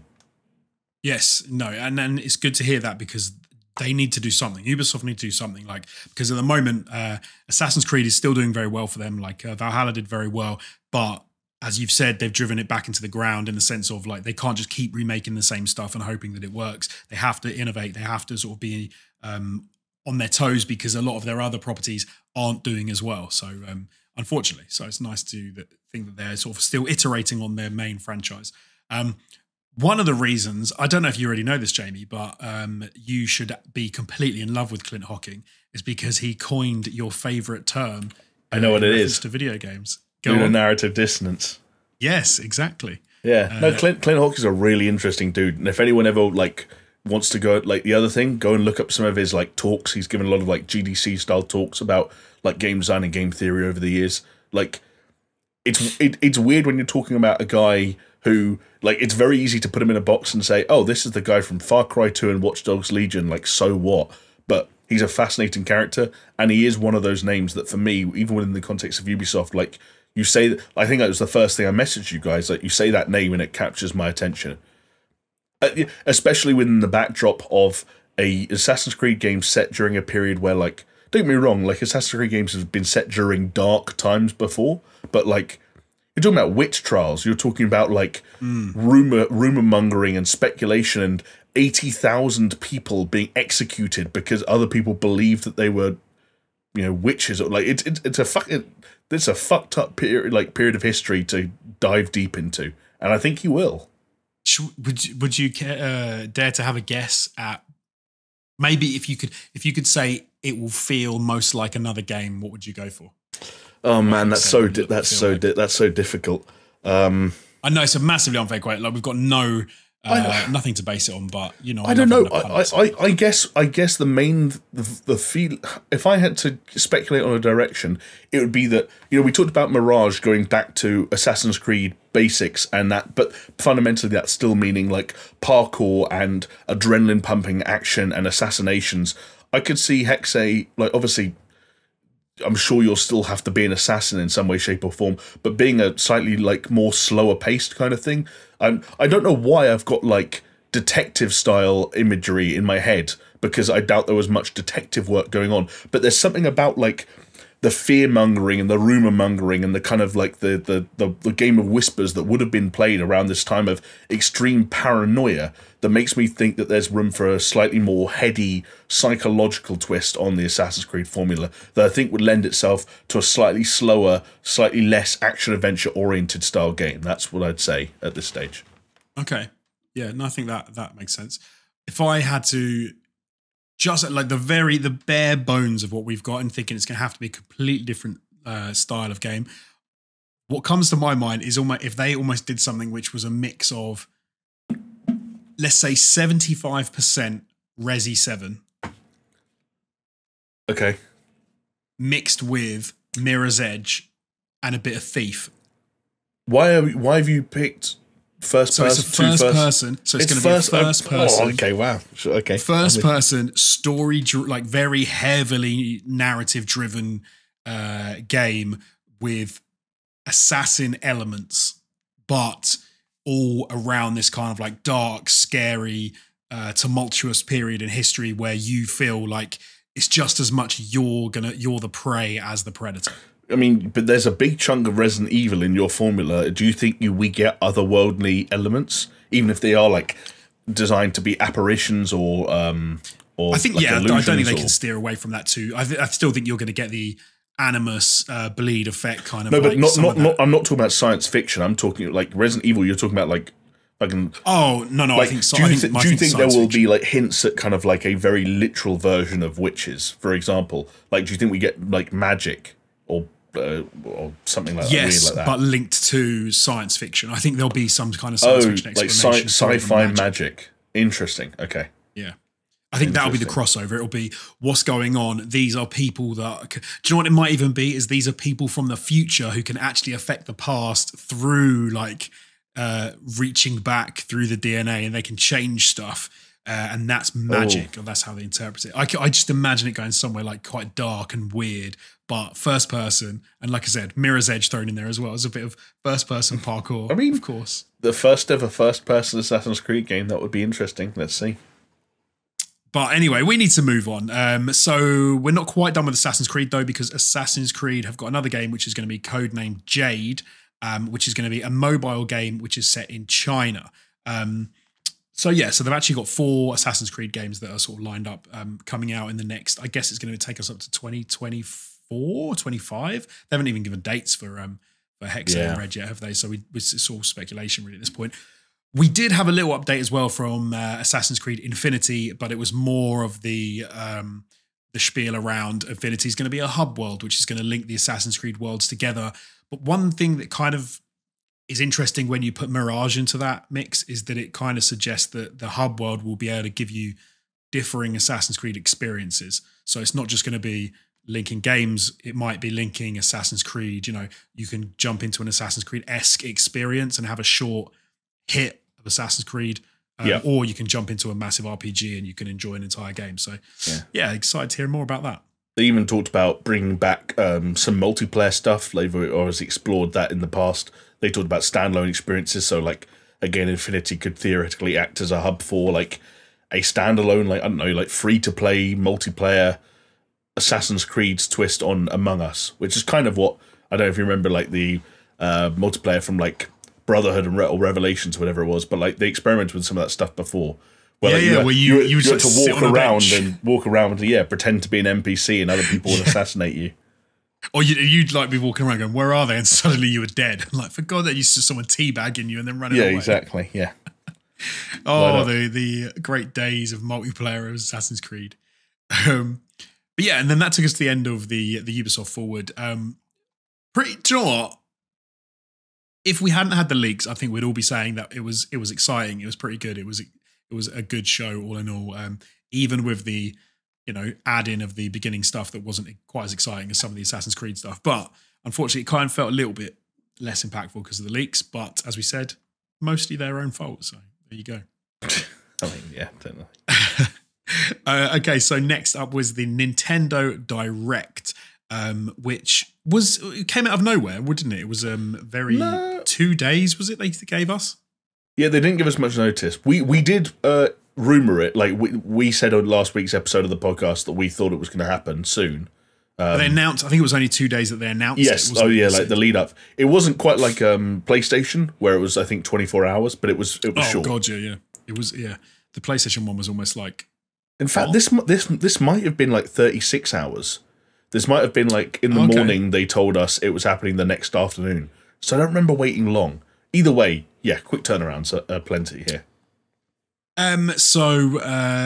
Yes, this was the first like full fat direct since February. So we were, as you said, it was rumored and we did know something was going to happen, but it just was a state of like when it was going to happen and what was going to be in it.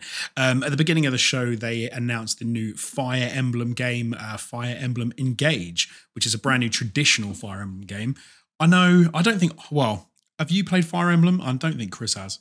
No, we're not really a Fire Emblem podcast. The Three Houses looked cool, but kind of like with Xenoblade Chronicles, when the third one of those came out the other week, it's like you're not selling me when you describe as an RPG as being as as deep or as long or as involved in this, when I'm already not sold on many elements of the art style or the world or the writing or the voice acting.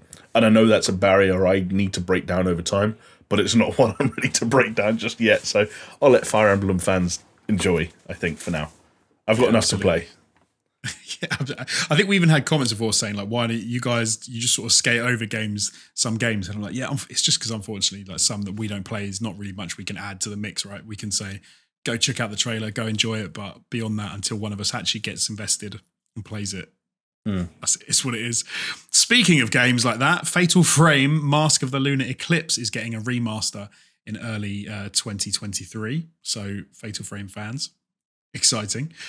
Harvest Moon, A Wonderful Life is getting a remake in Story of Seasons, A Wonderful Life in the summer of 2023.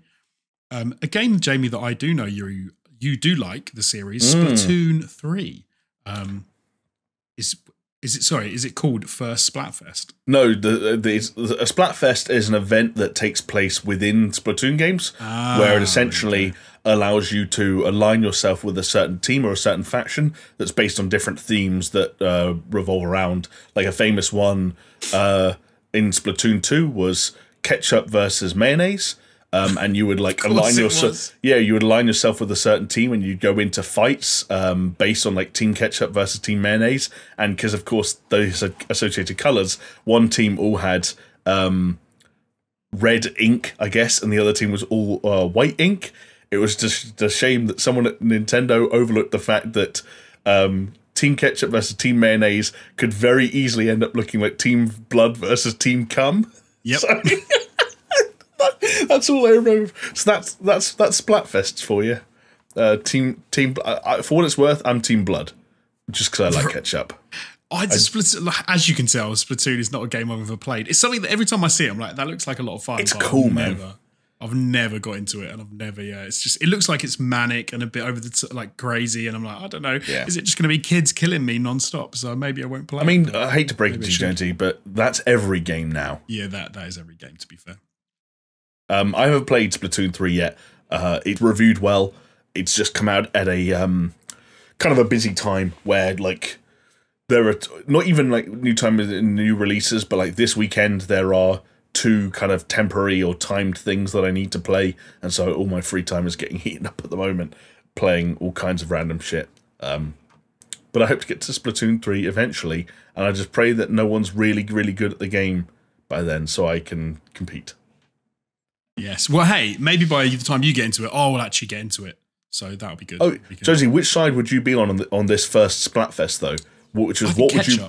No, the one. Sorry, the ketchup and mayonnaise was the Splatoon 2 example I used. Oh, it's different. They've changed it. So Splatoon 3's first Splatfest, which is what they announced the direct, was what would you bring to a deserted island? And the choices are gear, grub, or fun.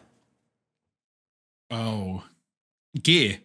You're gonna make your own grub and your own fun. No, you don't. They'll just pick an arbitrary color in that case to represent. Is it going to be brutal because you're going to be shooting like rocks and sticks? And no, it's all Link because they're all Squid Kids. Remember? No, that's what I was like. It sounded weird to me. I'm like, you're firing gear at each other. Yeah. That sounds a bit rough, but okay. Yeah, that makes sense. If you choose gear, it's a brown option, like golden brown specifically. Texture like sun. Bayonetta 3 is impending. I think it's only a month away, 2 months away. It's not long now. So they highlight the eclectic cast from the game, and a new trailer was released just after this show on Nintendo's YouTube channel. So you can go and have a look at it and get all excited for Bayonetta 3. Again, unfortunately, a game that I've never played any of the Bayonettas. I feel bad. Oh man, apparently they're really good, and I also feel bad that I haven't played them. But that's one I might get into because, as we said earlier, one of the best things are like, in games, boobs, and Bayonetta's got some. So yeah, she does, and very long legs. Another plus, another tick in the column. Wasn't it Bayonetta 3 we were talking about that have the option? Yeah, that we were looking at. They have the option to put like a family mode on so that she puts on more clothes, and when she has the animation and she's like doing crazy shit and she gets like. She's barely wearing anything. They now do it so you can have an animation where she ends up wearing like a full-on cloak so you can't see anything rude. Exactly. Yeah. Although I will say, when it comes to the characters we're going to discuss in this podcast, there is another game and another character coming up that will give Bayo a run for her money when it comes to absolutely egregious and over-the-top use of tight-fitting clothing to accentuate natural curves. That's all I'll say for now. Hey, that's gamers for you. Something to get super excited about, and a bunch of games that I have definitely played before. Pilot Wing 64, Mario Party 2, Mario Party 3, Pokemon Stadium 2, 1080 Snowboarding, and Excite Bike 64 are all coming to Nintendo Switch Online. And those are things to be excited about. However, Jamie, finally, after many years, I'm going to say it's 22 years since it was released. I think I'm right. 22 years, maybe. It's got to be longer. 24. No, it's not that much longer. How am I? It's got to be 20. I think it's like 23, 24 years. I think. Okay, I can fact check it if you'd like. Do it. I'm going to say. So what am I saying? 98. 98 would be 24 years. So I'm saying 98, 99, 24, 23 years, so about around there. So you're 1 year off. It's 97. Oh, okay. Oh, okay. Yeah, interesting. But GoldenEye 007 is coming to Nintendo Switch Online as well. Something that people have been wanting for a hell of a long time. And surprising that Nintendo hadn't done it sooner because you know how much they love to remake a game and re-release it. Yeah. Apparently, so this was one that's been rattling around for a while because it was like in a weird place where obviously Rare developed this game. And Rare are now, I think, owned by Microsoft, I believe. But anyway, yeah, it was a weird hold up, and I think Rare had remastered it because obviously this has been zhuzhed up to look nice and relevant. Not all the way relevant, not remade or anything, but at least it looks better. But then there was a hold up in the release, and then there were concerns earlier in the year about Russia stuff that apparently held it off. But yes, this is now out. There's an Xbox version coming out as well that will be retroactively, no pun intended, added to Rare Replay, and will also be available on Game Pass. That version runs in 4K and has achievements, everything you'd expect.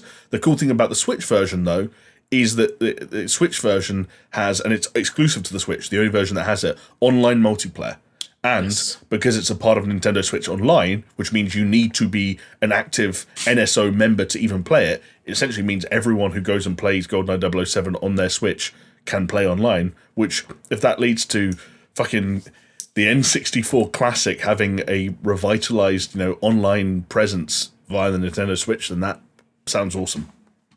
Yeah, no, it does sound very cool. And as such an iconic, massive game, yeah, no, I'm psyched for that. I'm looking forward to jumping back in. Unfortunately, you'll be playing it on the Nintendo Switch controller or controllers, depending on how you like to play. So that might be a bit... I mean, the controller wasn't great back in the day when you were playing GoldenEye, but hey, we'll see. Yeah, we've got two analog sticks now. And so, you take these incremental improvements where you can get them, right? Yeah, that's absolutely true. Yeah. You don't want to go back to the days of having one analog stick. That was absolutely killer. The creators of Danganronpa announced Master Detective Archive Rain Code. There you go. Never heard of that. I thought the trailer looked cool. I never played a Danganronpa game, but I like detective the trailer? shit. I don't even remember this trailer. Say again? Do you know what? I actually skipped over this because the next game was one I actually wanted to watch. Right, okay. So this was the one where it was a detective game, it seemed like you've got some murder mystery shit, but in the same way games like Persona kind of completely switch up in terms of visuals and style and aesthetic. This seemed like it had some very weird things where all of a sudden you were going on these crazy boss fights or entering these weird dream worlds, but all still as part of the detective procedural. I don't know. It just seemed interesting. I don't know if I'll give it a go, but solid trailer, I thought. And then it leaked just beforehand, but this direct, we did have Octopath Traveler 2. We had a tasty little trailer for that. Anyone who played Octopath Traveler 1 will remember how cool that game looks. I played an all right amount of that. But it is a very cool game. It is an interesting way to play a game with 8 different characters, 8 different stories to pursue, 8 different intros, and they're doing it all again. So 8 new characters that you'll be able to have and walk around and follow and to have their own little journeys together. So there you go. Sorry. Were you an Octopath Traveler guy? I wasn't. I think it was the time I wasn't really looking. Similar to what we were talking about Fire Emblem. At the time that Octopath Traveler came out, I wasn't really looking for an RPG of that style or that scale in my life. I also still have weird hang-ups around was it turn-based or was it just either way? Yes, the battle, the fighting was, yeah. Yeah, some of those systems, again, sometimes I look at them and I'm like, John, I'm not in the mood for that. What I will say about Octopath Traveler 2, though, is that for as much as we joke about how the HD 2D games are becoming not quite a dime a dozen, but one has to show up at every single direct now, whether it's this or Live Alive or however you pronounce that fucking game. I will say they keep making them look better. Yeah. And so, yeah, this is interesting. But then also, the Triangle Strategy, I always have to remind myself, Triangle Strategy came out this year and was well received, but it just completely passed me by. So I have no idea what will happen with Octopath Traveler 2, but I'm glad that it exists. No, me too. Then we got to listen to someone who wasn't Shigeru Miyamoto talk while Shigeru Miyamoto was on screen, chatting about a couple of cool things. See. We had which always throws me is the voices they use. As in because they emote too much, or they emphasis on the wrong words, or just doesn't match the body enough. It just doesn't match the dude. It doesn't match the guy. I don't know what. I imagine it should at least look as though it fits the dude on screen. And yeah, no, it's just me, right? Me moaning. I shouldn't moan. Fair enough. Voice or not, though, Miyamoto looked good. I thought he looked pretty smart. Hair was on point. How old must he be now? Because he does look quite good for his age as well. He's getting on. I'll look it up. But then you got to remember, folks out in that part of the world, they eat well. He's 69. He's turning 70 in 2 months. He looks really good for that. I do think he looks good. I don't know if I was going crazy, but I thought he looked better than like I'd seen him recently. That might be my imagination. He knew that this was coming up, so he was he went down and got himself a glow up. So he was. Exactly. If any franchise deserves me looking at my best, it's this one. So we got a few updates on the Mario movie, Nintendo's theme park at Universal, and another Niantic, Pikmin Bloom, which was announced. And do you know what happened after the show? I immediately downloaded Pikmin Bloom, and I've been messing around with it. How is it? It's fine. It's very Niantic. It's very Pokemon. Is it? No, I suppose it is very Pokemon Go. I said it, and then I was going to say, is it? No, but it is. It's a fun little Pikmin game where you get to walk around and you can collect Pikmin and you can grow them and then plant flowers. And it's, once again, very Niantic, very walk around and make your area pretty by planting flowers wherever you go and go outside. And the more steps you take, the more Pikmin you can grow, and the more Pikmin you've got, the more flowers and things, and they can collect more stuff. Right. It's charming and fine. Yeah. Yeah. Not much else. Do you know it also came out last year? Oh, did it? I only picked up. I'd only heard about it. That's why I was bummed out when Miyamoto first came out. I was like, did you really wheel out Miyamoto to like re-promote an almost year-old Niantic game? I hadn't heard of Pikmin Bloom, but he wasn't wheeled out for that, Jamie. He was wheeled out to announce Pikmin 4. Yes. Rejoice, Pikmin fans. They've put a 4 after it now. Yeah. It's going to be another cutesy Pikmin game. Yeah. And that's how it looked, to be fair. Yeah. They showed that picture and it's like, this is a screenshot. Now you can see the world from the Pikmin's perspective. And I was like, that's a cool looking park bench. And those are definitely Pikmin standing next to it. So thumbs up for that. I thought the t-shirt was cooler than the game. Right. But Nintendo do that sort of thing so well, though, where they'll have a game that just looks very much like, oh, okay, yeah, that looks cute. And then millions of people will buy it and play it. So, that's how they get. That's why they make 4 of them. That's how they get by. That's how they like put out a Nintendo Direct that was this mediocre, and yet half the games we've talked about in the last 20 minutes will sell like over 1 million copies. Yeah, absolutely. They'll do gangbusters, and it'll be like, wow, no wonder they've made 20 of them, because every time they release one, they sell. So yeah, and everyone that doesn't sell over 1 million copies, or break records or do anything they need it to, they know that in however many years' time, 5, 10, 15, 20 years' time, they could just re-release it, right, Jonesy? They absolutely can. And speaking of games that they're going to re-release, Kirby's Return to Dreamland from the Wii is coming to the Switch to continue the 30th anniversary celebration of Kirby, as they have been doing for a little while now. There you go. You can play another Kirby game on the Switch if you didn't get enough from what is it called? Kirby's Adventure. All I remember is mouth mode or whatever. Mouthful mode. Mouthful mode, yeah. And I've played a lot of that game. I remember. I can't remember what it's called. It's called Kirby and the Forgotten Kingdom. Kirby and the Forgotten Kingdom. That is a cool-ass game. Forgotten Land, excuse me. Forgotten Land. Forgotten Land. Wait, I've just realised something. Did that Dream Buffet game come out? I have no idea. Which one was Dream Buffet? That was the free-to-play Kirby multiplayer game that was like a mixture of Fall Guys and Katamari. And it did come out. It came out last month.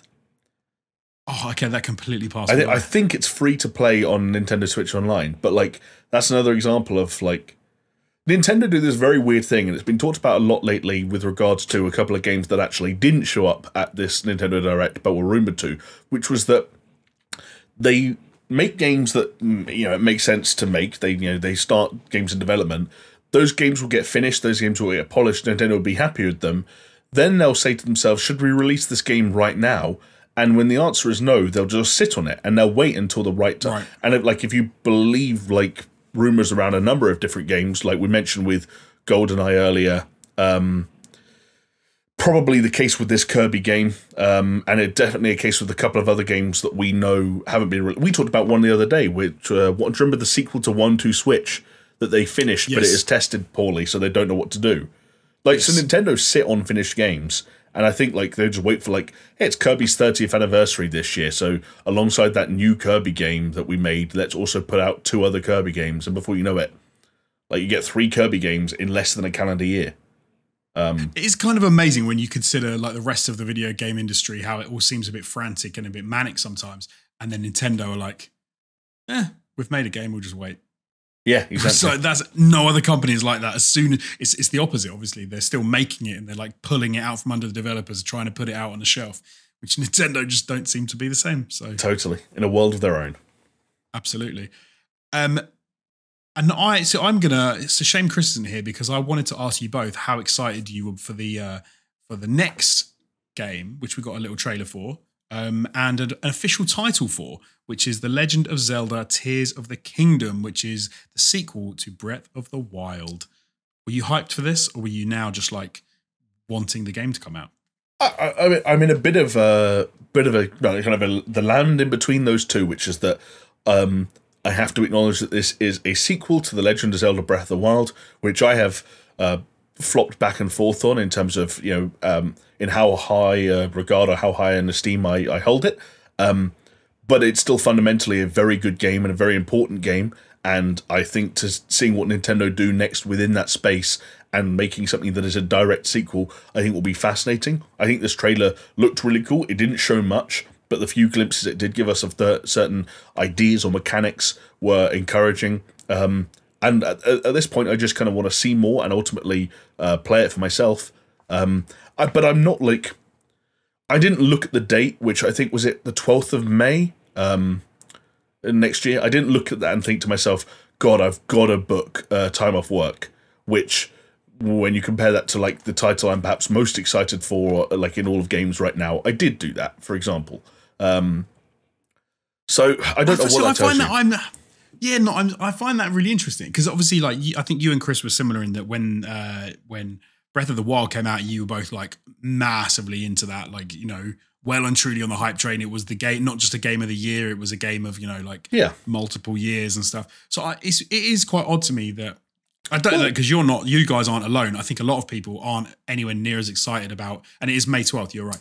I don't think any people anywhere near seem to be as excited about this, which is surprising to me. I think that will change as we get closer to release and as people start to realise what we're on the cusp of. But I also just think that a game like this doesn't have as many things going for it as, say, other high-profile, highly anticipated sequels, either upcoming or in the past, which is that while Breath of the Wild obviously did have a story, that story was kind of obscured and delivered in weird ways, like through flashbacks and through characters that weren't necessarily Link himself. And you had to play certain amounts of the game to see even small increments and small breadcrumbs of story. And so a lot of what Breath of the Wild did was in its game design, philosophies, in its approach to open world.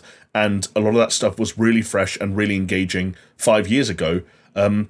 And while I don't think the goalposts have moved that much, there hasn't been a game that has kind of like shaken things up again since and changed now what it means to be an open world game. There is now a wider acceptance of, I don't think you could just make Breath of the Wild again. And so I think they need to kind of up the ante. Hopefully they up the ante. Nintendo usually are quite good at pushing themselves to do so and not making a game if they can't. And I think the difficulty is Tears of the Kingdom, and people might disagree, but I see it as it almost has to exclusively thrive off the merits of that gameplay and that open world and its new ideas and its new designs and so on and so forth. Because no one sat here saying, I can't wait to see what Link does next. Like, I address the elephant in the room. With God of War Ragnarok, there is a laundry list of questions that I need answered, and I would play a bad video game to get those questions answered. That has a lot to do with my hype and my anticipation for that game. There is no equivalent for that for the Tears of the Kingdom. For Tears of the Kingdom, it's I want to see what Nintendo do and how Nintendo surprise me. And that is inherent to playing that game and seeing more about what it does. And we haven't seen that yet. We only just found out what the name of the game was. It's interesting the way you frame it like that, because I think you're right. I think it's a case of rather than sort of like fostering this desire to play the story and continue down that path, it's more like I want to, like with Tears of the Kingdom, is like you just want to exist in that world and see how it feels. Whereas God of War, you don't want to exist in the world and see how it feels. You want to get to grips with that story and battle your way from start to finish, bloodied, sweating, and like, yeah, which is all the rest of it. Prospect. Maybe there'd be a cum in there as well. Who knows? Maybe. I will say as well, considering there were rumours that this entire direct might get thrown off because of the passing of Queen Elizabeth II, and considering that Nintendo UK actually didn't stream this direct, they just uploaded the VOD after the fact. Really bold, calling it Tears of the Kingdom, and just going out there like, yep, we chose like mere days after the passing of the Queen to announce our game is called Tears of the Kingdom. But there you go. It seems funny to announce the name of the game when they haven't announced it for a while. They could have just kept it as Breath of the Wild 2 unnamed sequel and been like, we don't know what it's called yet. Just like delay it a little bit longer. But hey, they did it anyway, and fair play to them. I think excitement for that game will ramp up as we get closer to release, and as the path towards its release becomes clearer, we start seeing more stuff and we start hearing more. And especially as word of mouth was huge for Breath of the Wild. Like, that game came out and it was like, oh, it turns out they might have just made one of the best games of all time in terms of critical consensus. That shit moves the needle for people. Whether it should or not, that's another question. By the way, I did ask Chris earlier if he had any thoughts that he wanted to share. For anyone wondering, Chris is out of action this week with a bit of an injury, a bit of a blow, but we hope he'll be back with us next week. I did ask him if he wanted anything kind of shared on the podcast, because there's so much to react to. And one half of it was him saying that Zelda Tears of the Kingdom has him equal measures excited and apprehensive, which kind of taps into what you said, Jonesy. Yeah, like I said, yeah. I think you're right. I think it will change getting closer once we see a bit more and once people know more about what they're going to get. But I can see why he feels like that. Although I don't think you quite got to the apprehensive. It doesn't quite get to sad, which is how some people may have been feeling with the end of the direct, because a few things didn't turn up that people thought were going to be there. We're talking Wind Waker, Twilight Princess, and Metroid Prime. But we did, of course, get some farming sim goodness. Farming and life sim goodness. I'm talking about Story of Seasons, A Wonderful Life, Fae Farm, Rune Factory 3 Special, Various Day Life, and Harvestella. Did you notice that while you were flicking through the direct that they called a game Various Day Life? Yeah, they just knew exactly what it was. Now just call it what it is. Yeah, exactly. They've run out of ideas. Like various things in the Day of Life. I actually saw a great meme about God of War, which was if Nintendo had made God of War Ragnarok and it was Kratos farming, like with really cartoony, like just like in the fields, just like, oh yeah, no, I saw it too because I sent it to you. Did you? I thought it was on Twitter. Oh, did you send it to me? Mate, that was wicked. Maybe you saw it on Twitter first. No, I've only seen it I sent once. it to you as well, and then you just gave me a pity laugh. It was at like 2 a.m. last night, and I didn't know why you were up, so I didn't question it. Oh, no, I've only seen it in one place, so if you said it to me, that must have been where I saw it. Do you know what? That's at 2 a.m. in the morning. That's when like me watching like TikTok and shorts and stuff and Twitter blends with everything else, so I would have no idea where anything is sort of I exaggerated slightly. It was 12:30. You replied with just 2 laughing emojis. Oh, yeah, that's okay. Yeah, no, that was great. Because that's exactly how some of the direct felt. It was just like too much farming, too much life sim. Just come on, like, okay. And not enough Wind Waker. What a bummer. Hopefully next time. Yeah, and not enough Metroid as well. But anyway, hey. Do you know what, Jonesy? I'll try and keep this brief because no one asked for a fucking thesis, but I think I'm at a weird point in terms of my relationship with the Nintendo Switch's life cycle. And I gather that there are big games here that are yet to come out, like Tears of the Kingdom is huge. Some people are going to be really looking forward to that. Fire Emblem game. Splatoon 3 just came out. Bayonetta 3, Pikmin 4. I get it. There are still big games on the horizon. But it just kind of feels like, as we hinted earlier, there's some part of Nintendo that are kind of on autopilot, committing to things that have been in the pipeline for a long time and recycling franchises that are just kind of like due a new entry, like Pikmin. But or just recycling old entries or old for entries. new. But like I realized watching this direct that I'm ready for what's next. Like, I want better hardware. I want a new 3D Mario. I want an actual fucking Mario Kart, not a Wii U port that they drew out, like was drawn out for another whole generation. Like, I want them to pull their finger out. They were a wonderfully capable company with some of the best and most exciting intellectual properties on the planet. and I gather they make good things that aren't always for me. And I know that things like Tears of the Kingdom are on the horizon and they're massive, but like this made me realize that I'm ready for like the switch to be flicked on whatever on the big next thing. Like I want a Switch Pro and I want a new 3D Mario. Like I'm ready for that cycle to start again because I feel like we're in the dregs now for me.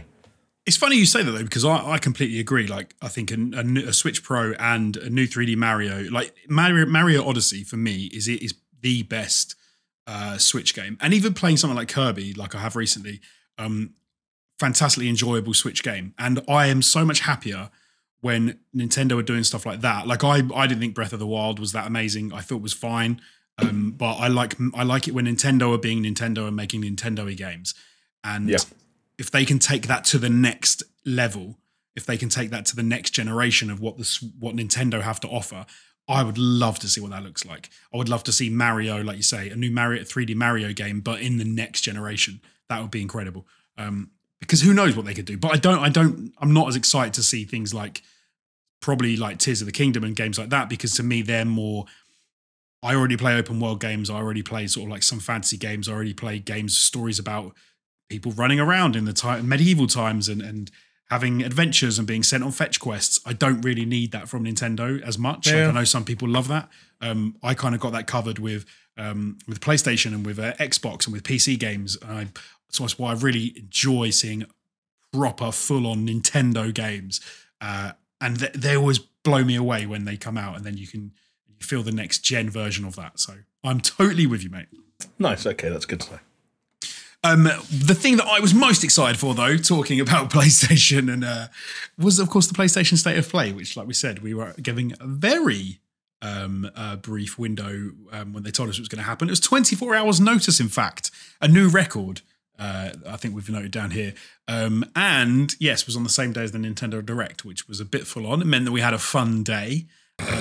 We got one a bit earlier, one a bit later, which was nice. We didn't have them sort of competing at exactly the same time. But it also was a pretty meaty State of Play, and it did deliver. But we're going to do it in order. So we're not going to get to the good stuff, the real good stuff, until the very end. So Jamie, don't blow your wad quite yet. Oh, okay. Oh no! I just remembered something. Before we get to the end of this podcast, I want to talk about something else that I watched that I didn't talk about when I did my catch up, just because. And the reason I thought about it will become clear. Okay, cool. Let's do that. But we'll talk about that later. We'll talk about that after at the very end, because some people won't give a shit. They'll just want us to do the PlayStation thing and then turn me off before I start yapping. They opened with Tekken 8, and looked fantastic. Looked very good. I was reading about people getting all excited about Tekken games and stuff immediately after the State of Play. I haven't played Tekken for donkey's years, though, to be fair. Yeah. I like a Tekken. I like a Tekken game in a kind of a social capacity. I think Tekken and Mortal Kombat are two games I like to play when I'm around, in amongst a group of people, and we have like a communal PlayStation, for example, at our fingertips. And I find them a little bit more fun, a little bit more accessible than, say, Street Fighter, for example, which I never really got into, even though that's like the classic, and I know a lot of people will have nostalgia for, say, Street Fighter 2. I was not really of that era, and so have no nostalgia. MK and Tekken were a lot more prominent for me growing up, and so, yeah, I have a soft spot for Tekken. I rarely buy them, but I do like playing them. And I like that roster of characters, like a lot of cool familiar faces always. They do, and they always feel really snappy. And one thing that will definitely feel snappy in this in Tekken 8 is the fact that the footage we got to see was taken straight from the game's story campaign and runs in 60 frames a second in real time, and did look fantastic. So yeah, that was going to be surprise. So not a surprising revelation, but when they said that, I was like, okay, let's see what it looks like. When it's all buttoned up and the UI's in and so on and so forth. But it's encouraging, right? Absolutely. And then Ryoga Gotoku Ishin, Jesus, is getting a full remake. It was released for the PlayStation 3 and the PlayStation 4 back in the 2010s, but it didn't come to North America and Europe, so it's about time that we got to have a play with it as well. Yeah. So... sorry, can I jump in and say I have had a fucking crash course in the Ryuga Gotoku shit, because like do you like, you recognize this was a Yakuza game basically, right? Like this was a Yakuza game about samurai. No, I had no idea what it was. Okay, so why have you had a crash course? Well, because that's what this is. That's because you've been playing you've been playing a bit of Yakuza recently, because they're all available on Game Pass, right? Exactly that, yeah. Basically, what is happening is that they are continuing, confusingly, Ryuga Gotoku Studio are continuing to do what they have been doing recently, which is remaking old games and releasing new ones, but they have changed the name of the series so that in the West it is no longer called Yakuza. It is now called Like a Dragon, which was the subtitle of the previous Yakuza game, which they dropped the 7 from, because it was now an RPG, and a turn-based RPG, I should say. And I guess they wanted it to have a new kind of sense of identity, right? Because we had all the Yakuzas up to 6, then they released the Yakuza Like a Dragon. Now they're changing Yakuza to Like a Dragon, which was, like I said, the subtitle of the previous one. Like a Dragon is also the actual translation of Ryuga Gotoku, and it's what it's called in Japan. So the studio is named Like a Dragon, their series is called Like a Dragon, and now in the West we will call it Like a Dragon, which is why this was called Like a Dragon Ishin, which is a spin-off of the series formerly known as Yakuza, set in fucking samurai times, but still starring Kiryu and all those people. And they also announced the next game is going to be called Like a Dragon 8, so it is still the exact same series number-wise, it's just not called Yakuza anymore. And that one will also have Ichiban from the previous game, which, reminder, was called Yakuza Like a Dragon. And he's going to team up with Kiryu. And they're also making another game that is in between 6 and 7 that's about Kiryu. And some of them are turn-based and some of them are action-adventure games. What a fucking load of mess. But that's funny, because I was trying to think about how to get into the Yakuza series. I was trying to sort of work out whereabouts I should hop in, because I know, like I said, a load of them are available on Game Pass. But I was just I have no idea. I don't want to go I don't want to go too far back and then be you shouldn't have done that. But I don't want to go too late and be oh, you've missed out some of the best stuff. So there's also weird things where Yakuza 0 is a prequel, so that's a good way to jump in. But also, it's a prequel that was made before they remade some other things. So there are more recent games that might be just better as a result of the fact that they're not fucking 7 years old. Also, some of them were remade outright. Those are called Kiwami, Yakuza Kiwami and Yakuza 2 Kiwami. But some of them were only remastered. 4, 5, 3, 4, and 5 were only remastered. 6 is a recent one. 7's not called 7, but it became a turn-based action RPG. And now 8 is called 8, but it's not called Yakuza anymore. It's called Like a Dragon. And also there are spin-offs. You really have had a crash course in this, and you've retained that knowledge remarkably well. Because I was I was confused, because even during the state of play, when they were like a Dragon Ishin, I was like, why are they calling it Like a Dragon? That was the subtitle. And so I looked it up, and it turns out it's kind of in how, the Resident Evil 7 Biohazard 7 Resident Evil bullshit. Yeah. It's that nonsense. It actually happened. We didn't touch on it, but it happened in the Nintendo Direct as well, with Harvest Moon: A Wonderful Life is now called Story of Seasons: A Wonderful Life. It's everyone in Japan is we're just going to call it what it's always called. The Westerners don't need different names now. We don't need to call it Yakuza for their sake. Which is absolutely true. They don't need to do that, but because they make the change, it throws everyone out, because you're what is this game? And you're it's from a series. Do you know what's funny? Because saying about Mythic Quest, it reminded me of, and I was with a friend at the time, we were watching it. And when they said, oh, what was the game that kind of got you into gaming? And the dev person says Contra. And I was and every time, it's because Contra, of course, wasn't called Contra in the UK. It was called Super Pro Protector Alien Rebels. And if you ever said that, we'd be what the hell game are you talking about? You're talking about Contra. But yeah, there we go. Yeah. It's annoying when they change the names of games. Keep them the same. That kind of makes sense. Agreed. Next, we had some PlayStation VR 2 games that we got to see a little bit more of. So Star Wars Tales from Galaxy's Edge Enhanced Edition, which does look wicked. I think Star Wars and VR go together very well. Like, you know, getting to that world. And like, who doesn't? Who doesn't want to get into the Star Wars world, Jamie, in VR? Do you? I know you do. No, I don't. No, well, me and Chris do. And annoying voiceovers aren't going to convince me either. So fair enough. Then we had the Demio. I don't even know how you pronounce it. Demio as well. That's coming to PlayStation VR 2. VR, if you haven't played the PlayStation VR, it's a fantastic way to get into VR. And obviously with the release of VR 2, it's going to take it to the next level. I do think it's a very good way to experience it and a very easy way as well to jump into it. We were lucky enough to have a play around with a PlayStation VR headset and play a few games. Some don't work quite as well. Like we played Resident Evil 7, which wasn't like, I don't know, it wasn't for me the best sort of game. But when you play some more of those colourful, like more, I don't want to say like childish games, but things with the textures that work a bit better in VR and don't look as like they're trying to be more as photorealistic. They look vivid and amazing and bright and exciting. So the VR 2 headset, I think, is going to be sick. So yeah, I'm looking Star forward to Wars will look good. Star Wars will look wicked in that with lightsabers and stuff. There were PSVR 2 previews this past week. If anyone, I think IGN and GameSpot and Eurogamer all did one. If anyone wants to go and see that in action and see that Horizon VR game. Lots of gameplay of that out now. Yeah, man, I'm so torn. I think I might get one when it comes out. I might too, because it's also like it's obviously going to have, you know, PlayStation exclusives and stuff like that, but it's also just a good headset. Like I think it's when it arrives on the market, it will have the highest like pixel per eye count of any headset on the market. For example, like they're pushing tech in some ways.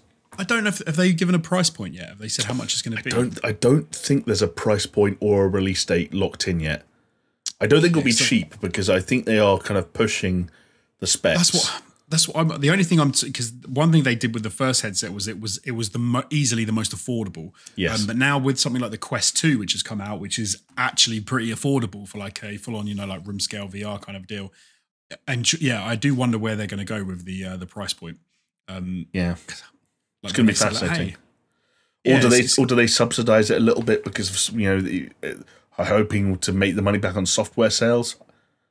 I don't know if it's punchy, but yeah, no, it's going to be. It will be interesting how they come down on that, how they decide to do it, because I suppose they're not hitting the same market maybe as last time, or they know that people will buy it because it did well. Yeah, I don't know. We'll have to wait and see. But one thing we also have to wait and see for, because it did get pushed, but we got to see a little bit more, was Hogwarts Legacy. Which is going to be getting a PlayStation exclusive quest, which I can't remember what it was called. It was about, he was going into the depths of the pub and like fighting some enemies. It was more like a dungeon crawl type thing, exactly. Which looked pretty cool.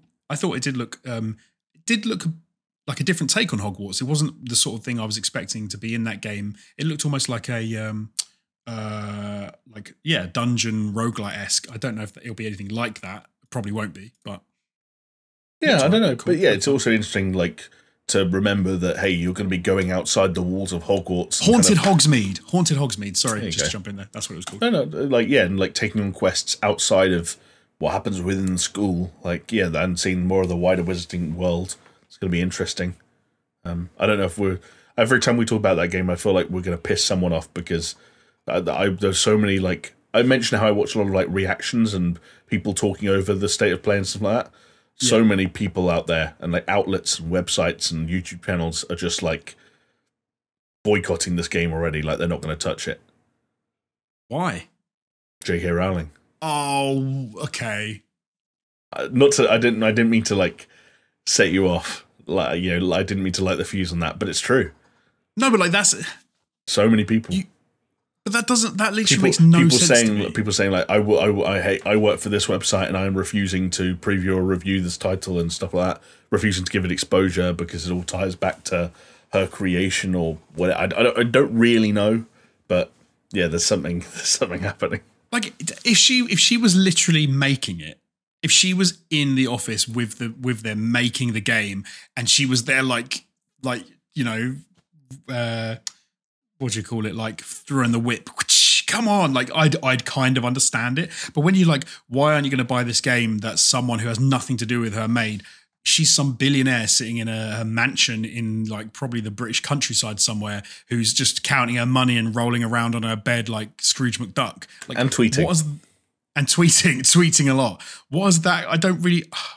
What's that got to do with the fact that she made a shit ton of money years ago? Like, she sold. I'm guessing that she sold the license, and that she doesn't every time come and say like, oh, you can just. I imagine that she's got, you know, she sold shitloads of. She gave a company the right to license it, the right to make characters down that, you know, from Harry Potter. Like, it's such bizarre to me that people still think that's linked to this. It's like not listening to Michael Jackson because he was a fiddler. Lots of people do that. I have spoken. I guarantee to people if Remix to Ignition, and that's much closer because that's like their voice. I guarantee if Remix to Ignition comes on in the club, those people are not leaving in like solidarity with the victims. I'd probably agree with you. They wouldn't leave the club if it came on, but I know people who have claimed to stop listening to R. Kelly. I know people who have claimed to stop watching Kevin Spacey movies. Like, these people exist. So that's close. Like, I can understand those things though to some degree because you're literally looking at the person. You're like, I don't, you know, but in a weird way, you're not hurting them by doing it. You're hurting yourself. If you didn't watch American Beauty because you don't like because of Kevin Spacey, I get it, right? I get it. You don't want to watch a Roman Polanski film because he's a piece of shit. Like, I get it. But when it's like she's not involved with the game, it's taken from. It's like someone making it's no different than finding out George Lucas is a piece of shit. And then you never playing a Star Wars game again, even though he probably has nothing to do with any Star Wars games that are produced by any development company or any publisher that comes out. People would do it though. In that George Lucas example, like I think it would be the same shit as J.K. Rowling in terms of some people's reactions. I'm sure you're right. I'm sure it would, but I almost feel like people are hurting themselves. Especially if you're a Harry Potter fan, I feel like you should be able to enjoy the art and go, yeah, she was a dick. Like, do you know what I mean? Because they're just hurting themselves. They're just hurting them. I feel I'm with you. I'm gonna play. She's Hogwarts a billionaire, Legacy. Guys. Play the game. Enjoy it. While you're playing it, go, I'm playing her game and she's a dick. Like, enjoy it. Otherwise, you're gonna miss out and you're gonna feel like shit because you didn't get to play it and it was part of your youth. It wasn't part of mine, so I don't really give a shit. But it was technically a part of mine for a brief period of time. So I gave up on it. There's the public service announcement. Play Harry Potter if you want. If anyone wants to argue with Jonesy, please do, just because I want to read it. No, I don't get. I'm not going to tell people they should and they're being stupid. Like, I do get it, but at the same time, I'm like, I just feel like I feel like they're hurting themselves, especially if they're people who were into Harry Potter when they were kids. I feel like they're hurting themselves. Like, to be fair, maybe it's because I'm a little bit older. And so many of the things I loved when I was young have been ruined by people who were part of it. And if I had to not, like, if I never watched a Harvey Weinstein movie again, if I never listened to Michael Jackson again, if I never listened to if I never watched, you know, films or read books. Another episode of Jim Will Fix It. Yeah. Yeah. What would you, there's nothing. My life is a lie. Yeah, exactly. I can't do it. Can't listen to your favorite Rolf Harris, like, plastic warping records. Can you tell what it is yet? Oh dear. Anyway, we digress. Pacific Drive, the debut game from Ironwood Studio, was announced. Then next up we had Bandai Namco announcing a new mecha game called Sinduality. Very, what's the word? Like an amalgamation name there. That's horrible. Sinduality. Why have you done that? I like it. Do you? Yes. Syndicate and Duality put to get Sinduality. I don't like it. Bandai Namco, what have you done? Syndicate doesn't have to be pronunciation as well, because there's a syndicate and there's also to syndicate, and then there's also Sin City. Could be a mixture between Sin City and Duality. Maybe a cheeky appearance from like a Mickey Rourke or a Bruce Willis. You never know. Maybe. It's entirely possible. Stellar Blade will be published by PlayStation, which debuted at last year's PlayStation Showcase as Project Eve and will launch in 2023. Stellar Blade looks wicked. Stellar Blade looks really cool in motion. It has some questionable things going for it in terms of like the design of certain characters, the anime quality to certain voice performances, and as I mentioned earlier when we were talking about Bayonetta 3, this was the other game that has a unique... yeah, there's a lot going on when it comes to shapes. And that's not why I said Stellar Blade looks wicked. Let me just say, that's not what I was alluding to. I put it this way: I didn't know that like small movements and walking and taking a single step to the left or right could make boobs jiggle as much as it made them do here. But the combat looks good. I'll also. Sorry, James, go for it. I was going to say, with the jiggle physics, I always wonder, like, when they're making that, do they not just stand back and go, "It's too much"? Do they go more jiggle, more? There was a Kojima quote that did the rounds this week where he was talking about one of the weirdest points in his career was when he get called into a meeting by, I think it was PlayStation, they had to have a conversation about how many times a boob can jiggle before it's. How many times? It was something. It was in that ballpark. Like, you know how like shake it once, that's fine. Shake it twice, it's okay. Shake it 3 times, and you're playing with yourself. So how many times can once is fine, twice is twice is okay, 3 times and your boob's jiggling for no reason. I see. Okay, yeah, I get you. Then because then it's like there's nothing making it jiggle. Then it's just right. It's just like it's like a ripple effect where it's like, yeah. But the thing about like Stellar Blade for me, like it's that weird kind of like sci-fi mashup of like big, expansive, some of that Bayonetta style combat. Like, sorry, go on. You said big, expansive. I thought you were going to say tits. My bad. No, not tits. Like the world looks amazing, looks really cool, and the combat looks like a lot of fun. And I always see these kind of games, and I really want to get involved with them. I want to play them, and rarely do I because I don't know. Maybe I worry that they're not that accessible to me. But this does look wicked, and I did think Stellar Blade looked a lot of fun.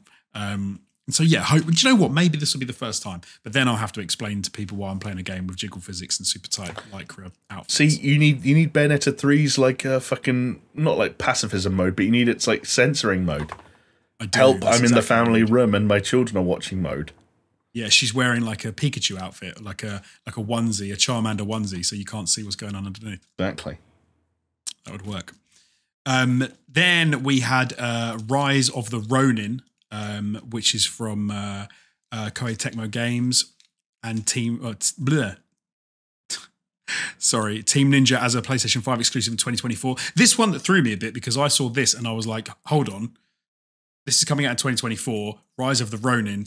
Is this like a little bit Assassin's Creed-y? I was like, is this going to be a situation where it's like a Deep Impact meets Armageddon, 2 games that actually kind of similar, and then the gameplay made me think, no, it's not like that at all. This is a very different style of game. A little bit more Team Ninja going on that hopefully. And guns.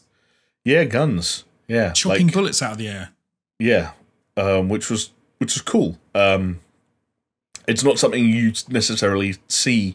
I don't know about like the hit. I don't know what's going on there historically speaking, but yeah, those ideas don't always meld together. I remember like Onimusha did a bit of that. Like Onimusha would have like a character that had a gun and stuff like that.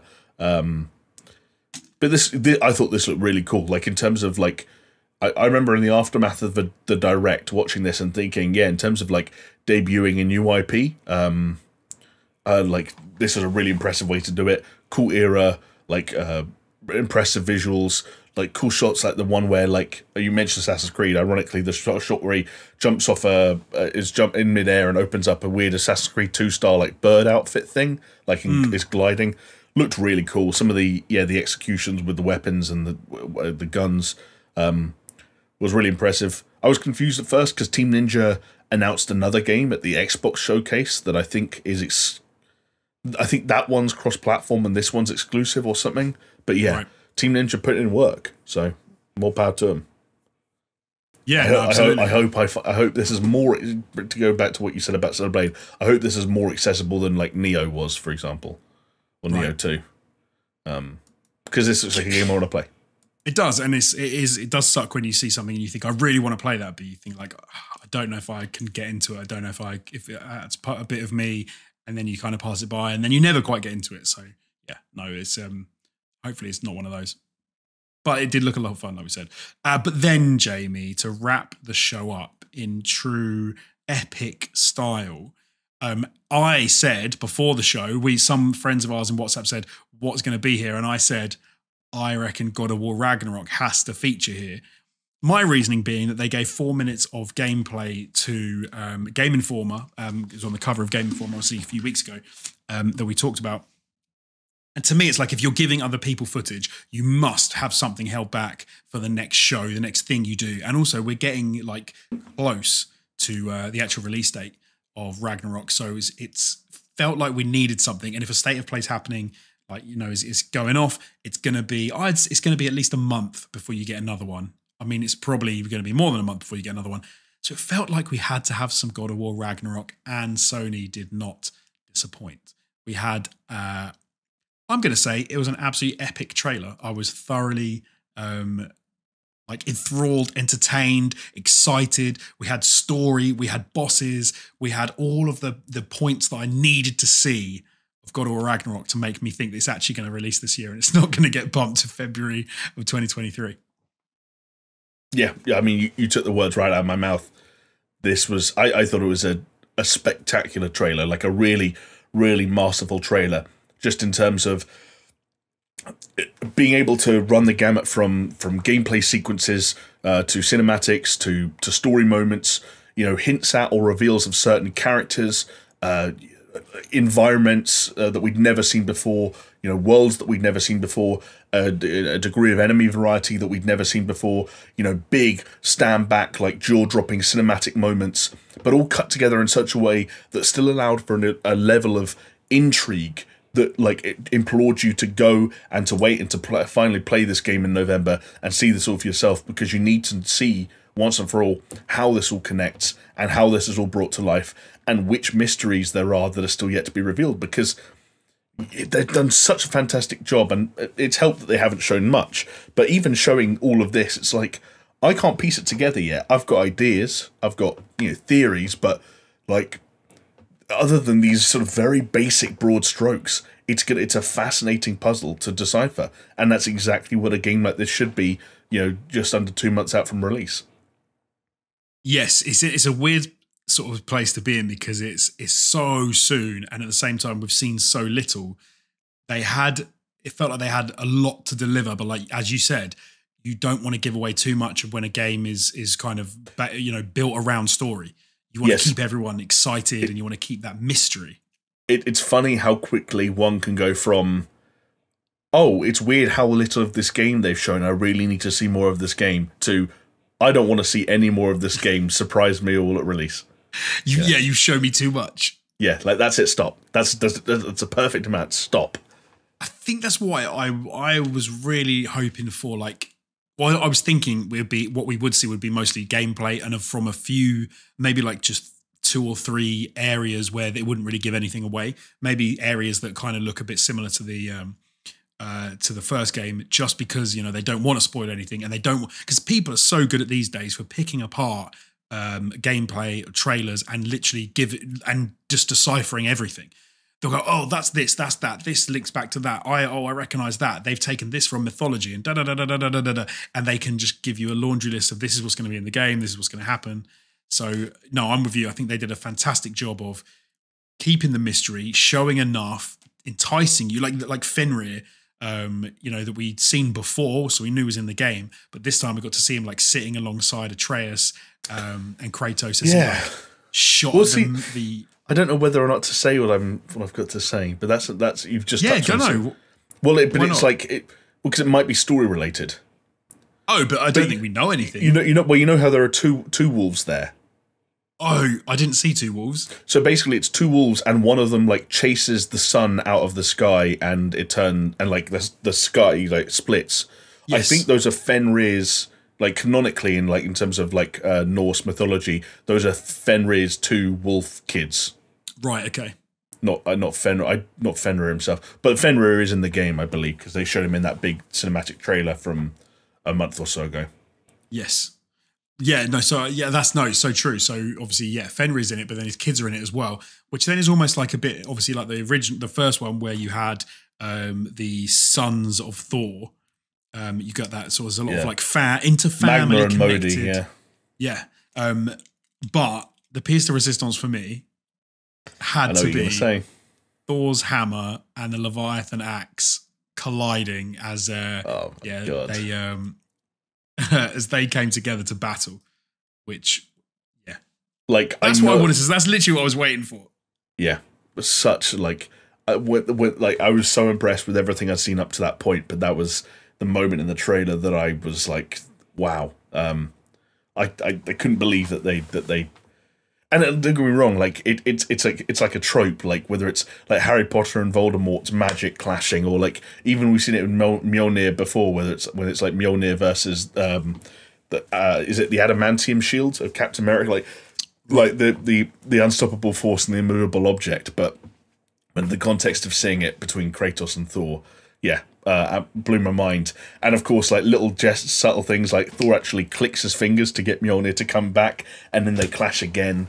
I was just blown away. And like, I just want to say that I think the reason that the way I can kind of like justify just how impressive this trailer was for me was that in the days before this, when we didn't know whether or not we were going to get another trailer, and, you know, there was still some weird uncertainty around, have we seen so little of a game that's 2 months away?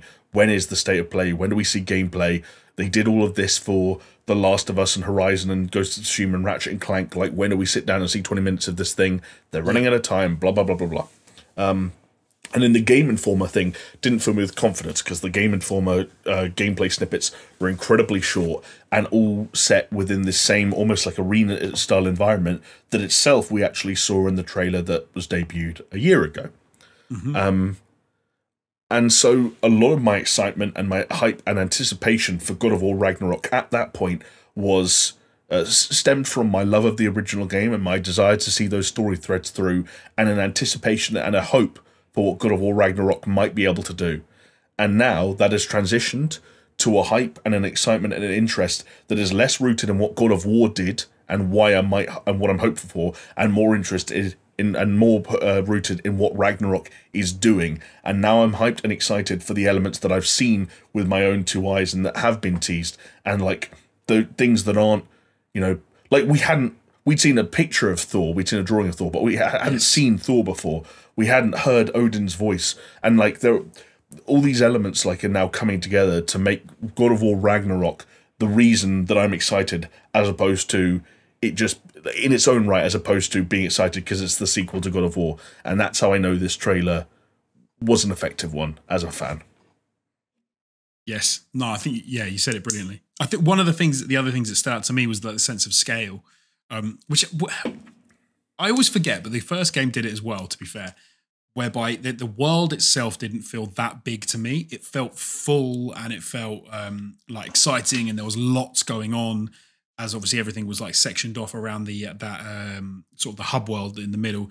But yet you did have like the real sense of scale. You had like the dragon, you know, with the I can't remember. I don't know what the area was called, where you sort of like go and then the dragon's there, and you've got to like not get your ass set on fire, and you've got like this, and you can look off into the world. So you can't necessarily go there, but you can look off into the world. You can see how big and expansive it is. But I think just in this trailer, they managed to get in so many different places and views and things where you're like, this doesn't look like anything from the original God of War. This looks like massive and expansive and huge. Well, I don't even know if they're enemies, just like huge NPCs, characters, enemies, whatever. The jellyfish. Like the jellyfish, yeah. And like you see a jellyfish, you see like the mermaid like swimming under the water. There's a section that looks like a rock album where it's like swirls of like space behind and it's just all these different things. There's that weird like giant like bull like creature that I think Kratos like hits with his shield and it like falls over. But it's like it's like a weird like four-legged creature that's like fucking 10 times the size of him. And it's just all of those things then in your head are just like, wow. What is this? How does all this tie together? Because you know that you're going to be walking this path of the story and interacting with all of these things.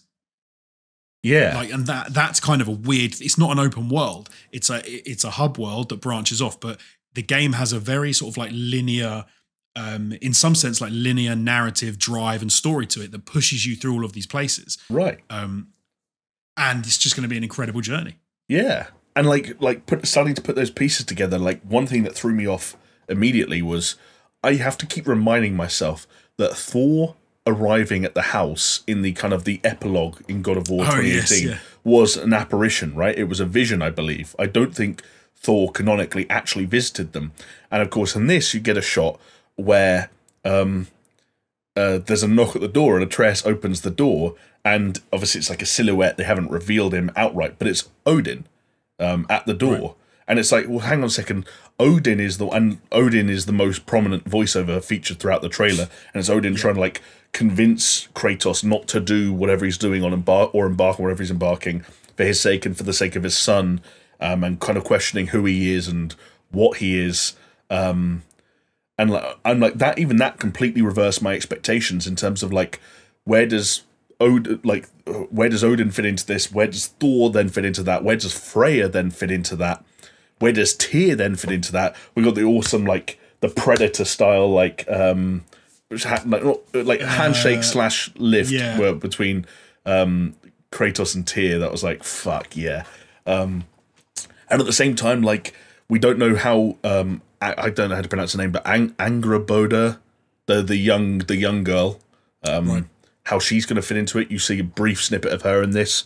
Obviously, Atreus seems like he's got some secrets he's keeping while also going through puberty.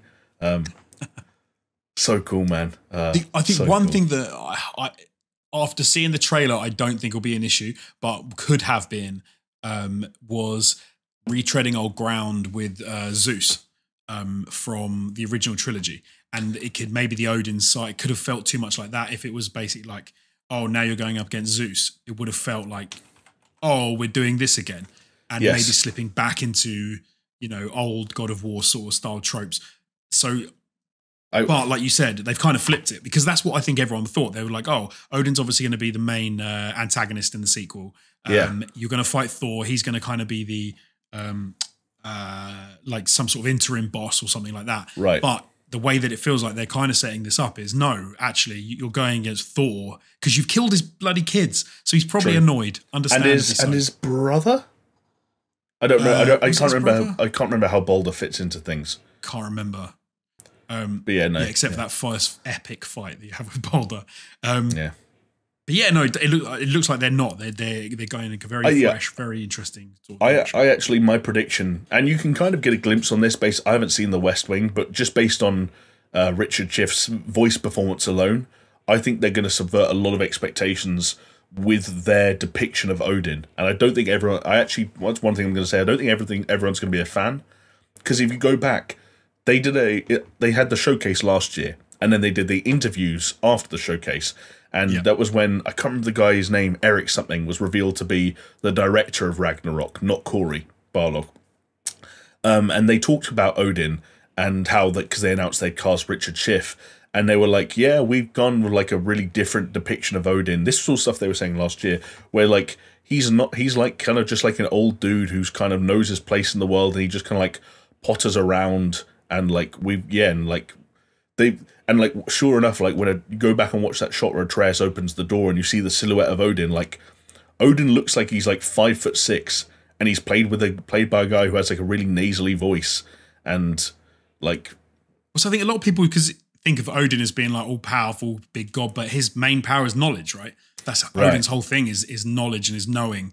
So they can play with that in such an interesting way in a game like this, which is really strong on the narrative front, because you don't have to be a big fighting god to be, you know, the most influential and the most cunning and whatever. Exactly that. How he weaves through the stories, it could easily be the most exciting thing, the most interesting thing about the whole narrative of the game. So yeah. And also the height doesn't run in the family, because you freeze frame the Thor fight to where Kratos and Thor are at their closest to each other. Thor's like 1.5 feet, 2 foot taller than Kratos, which is, considering how broad he is, that's a massive human being. Well, he's not, I guess, he's a god, but there you go. But Andy, because like you said, people are going to get annoyed with the depiction of Odin. People were annoyed with the depiction of Thor when they showed Thor off, you remember, because a lot of people kicked off because they were like, no, what have they done? They've made him too fat. And I remember taking to Twitter at the time and being like, he looks wicked. What are you talking about? Yeah, he looks like what the world's strongest men actually look like. Yes, he does, yeah. Which is why I think they're not afraid to do things which potentially might annoy some people, which is good. I think it's good to sort of push boundaries and do things a little bit different. Yeah. I'll also say credit to the writing staff for coming up with what just based on the trailer alone might be one of my favourite lines in the whole series, which was, "Death can have me when it earns me." Oh, that is good. Good. And of course, death is going to maybe play a big part in this, because we already know that there is no trilogy. This is the last one of this little run. This is the last one. We don't know what's going to happen from this point out. We don't know what's going to happen with Atreus. We don't know what's going to happen with Kratos. It's all to play for. This is exactly. This is the big finale. Fimbulwinter has begun. Ragnarok is upon us. All the key players are involved. We're going to Asgard. And Jonesy, do you know what? I would put decent money on some unexpected shit going down. That's all I'll say. Okay. Unexpected bad, as in Last of Us Part 2, or unexpected good, as in... Oh God, I mean, beauty's in the eye of the beholder, right? Like, Last of Us 2 wasn't bad for everyone. If that's your way of asking me, do I think they're going to kill... that they have already manipulated marketing materials in such a way where Kratos will actually die early on in the story and not be present in scenes we have already seen him present for. I don't think that's going to happen, no. Like... They're not going to do anything that over the top. No, but because I also just don't think... look at Kratos and who he is to the people around him and the journey he's been on, and even his relationship with Atreus. Like, in The Last of Us Part 2, killing Joel became an impetus for everything to follow. I'm not suggesting Atreus would shrug his shoulders if Kratos dies, but like Kratos is at a weird point with his relationship with the world where if Kratos dies, I don't think Atreus necessarily like goes on the same rampage for revenge in the same way Ellie did. Right. I think there are far more interesting things to explore that don't require Kratos' death, but do perhaps require the shifting and the fracturing of relationships. Like, I think it's there's no doubt in my mind that a key theme that is going to be explored here will be Atreus coming to terms with who he is, the idea that's mentioned throughout the trailer, fate versus destiny, and again, like, playing with what the first game played with throughout, which is that there's what's meant to happen and what's written, and like which ties directly into the way that God of War has its own takes, its own variations on Norse mythology, and there's what will happen, because like we already know what will happen. I don't know if people are like fucking Norse mythology buffs, but like Loki is going to have sex with Angrboda, and they're going to give birth to a giant snake and a giant wolf. But that giant snake and the giant wolf already exist, and those two people are both still kids, you know, and they're both in their teens. So like, there's going to be they're going to play with expectations. They're going to play with that idea of fate and destiny, and whether you can avert course. Even again, God of War 2018, the idea of cycles of the cycle of death and the cycle of violence, and parents, you know, witnessing the death of their children, and you know, and all that kind of stuff, or like children being destined to kill their parents, and like, it's going to play with all those ideas, and Atreus will be heavily involved, and shit will get difficult for Kratos, and we'll just have to see what happens. One of the things I hope we'll see, and I think is alluded to already, is we'll see some playing with time, and we'll see some going back, going forth, maybe seeing people, you know, earlier and later, and how that kind of plays in will be interesting, because often when that's messed around with in games, it can have a really good effect, and can, if you get it right, obviously, can work very, very well. So yeah, not long to wait. Can I ask another question? It's similar to the Last of Us thing, though. Yeah, sure. Do you think you will take control of a character that's not Kratos for an extended period of time in God of War Ragnarok? I think it's like a foregone conclusion that you'll take control of Atreus for a bit. I don't think it'll be an extended period of time. I wouldn't be surprised if it's more like, I'm trying to think. So you know how you take control of Ellie at the end of Last of Us Part 1? Right, yeah. I think maybe there'll be something like that, like where Atreus, like a walking section. Yeah, maybe a little bit more than a walking section, but I in the sense of something will flip. So Atreus has to, maybe he has to save Kratos from a situation, or he has to do something in order to save Kratos. And I think you may well be offered the reins, and you know, you control Atreus. But I wouldn't be surprised either if there was some sort of crux that happens in that section, which ends, so almost like you feel like you're the one who ends up fulfilling a destiny, a fate, and maybe making Atreus does become Loki. and makes the switch. And I don't know, I'm convinced that at the end, like toward the end, they're going to go mental and some weird shit's going to happen. And like, there's going to be like, because there has to be some Kratos going, Loki, or not, maybe not Loki, but Atreus, no. And like some sort of like fathers, as you were alluding to, like maybe not killing each other, but inter-family battles in a big way and trying to stop Atreus from fulfilling his destiny. And bringing about Ragnarok, but how that messes around with time and the fact, like you said, that the wolf and the snake already exist, and how does that? Can you stop something from happening that's already happened in the past? Like, does that work? How do they play with that? What do they do about it? Yeah, I think it's going to be. But no, I think no, totally. I can't wait to find the answers to these questions and more, and hopefully be satisfied by them. Yes, I was in the first game, so. Yeah. No, me too. See, the question is now: can I be bothered to start the first game all over again and try and smash it out before? There's no way. I'm not going to risk it. I don't want it to be too fresh in my mind because, like, I want to be re-impressed by even the God of War fundamentals. Okay, if that makes sense. I will do a deep dive story refresher close to the time, but I've decided I'm not going to play the first one in the build-up. It's also not short. Even if you just mainline the story. No, it isn't. It is a decent chunky game that you'd have to get through. Which is why I'm thinking, like, I've only got like 2 months. I don't think I could put it away in that length of time. I don't think it's long enough. Well, we did have a couple more stories to touch on to get to, but we've been going for over 2.5 hours, and it's getting late, so I'll probably call it there. And a lot of these stories are going to run anyway, and we'll be able to pick up on them next week. Call of Duty and TGS are going to, like, Call of Duty, there's a beta this weekend, so we'll actually be able to jump back on that with some first-hand time with the game. And TGS is still going over the weekend, so. Exactly. So all that remains to say is thank you so much for joining us. Thank you for watching the Super Show podcast this week. Thank you, Jamie, for joining me and talking about all of the amazing game news and expos and forwards and shows and things that we got to enjoy. Yes, don't forget that we are on YouTube and we are on podcast platforms, so you don't have to enjoy us in one medium. You can switch between the other one. We're at patreon.com/SuperShow. Head over there, and for as little as $2, you can join our Discord and you can chat to us. You can chat to the other Patreons. You can hang out. As always, if you have time, drop Chris a DM on the Twitter. He loves it. Send him something. Write him something. Yeah. Send him a little note. Tell him to get better soon. Because that's nice. Yeah, there you go. You don't have to send him a dick pic. You can send him something nice, but you can also send him a dick pic if you want. And with that said, thank you so much, Jamie, and we will see you next time. See ya. Bye.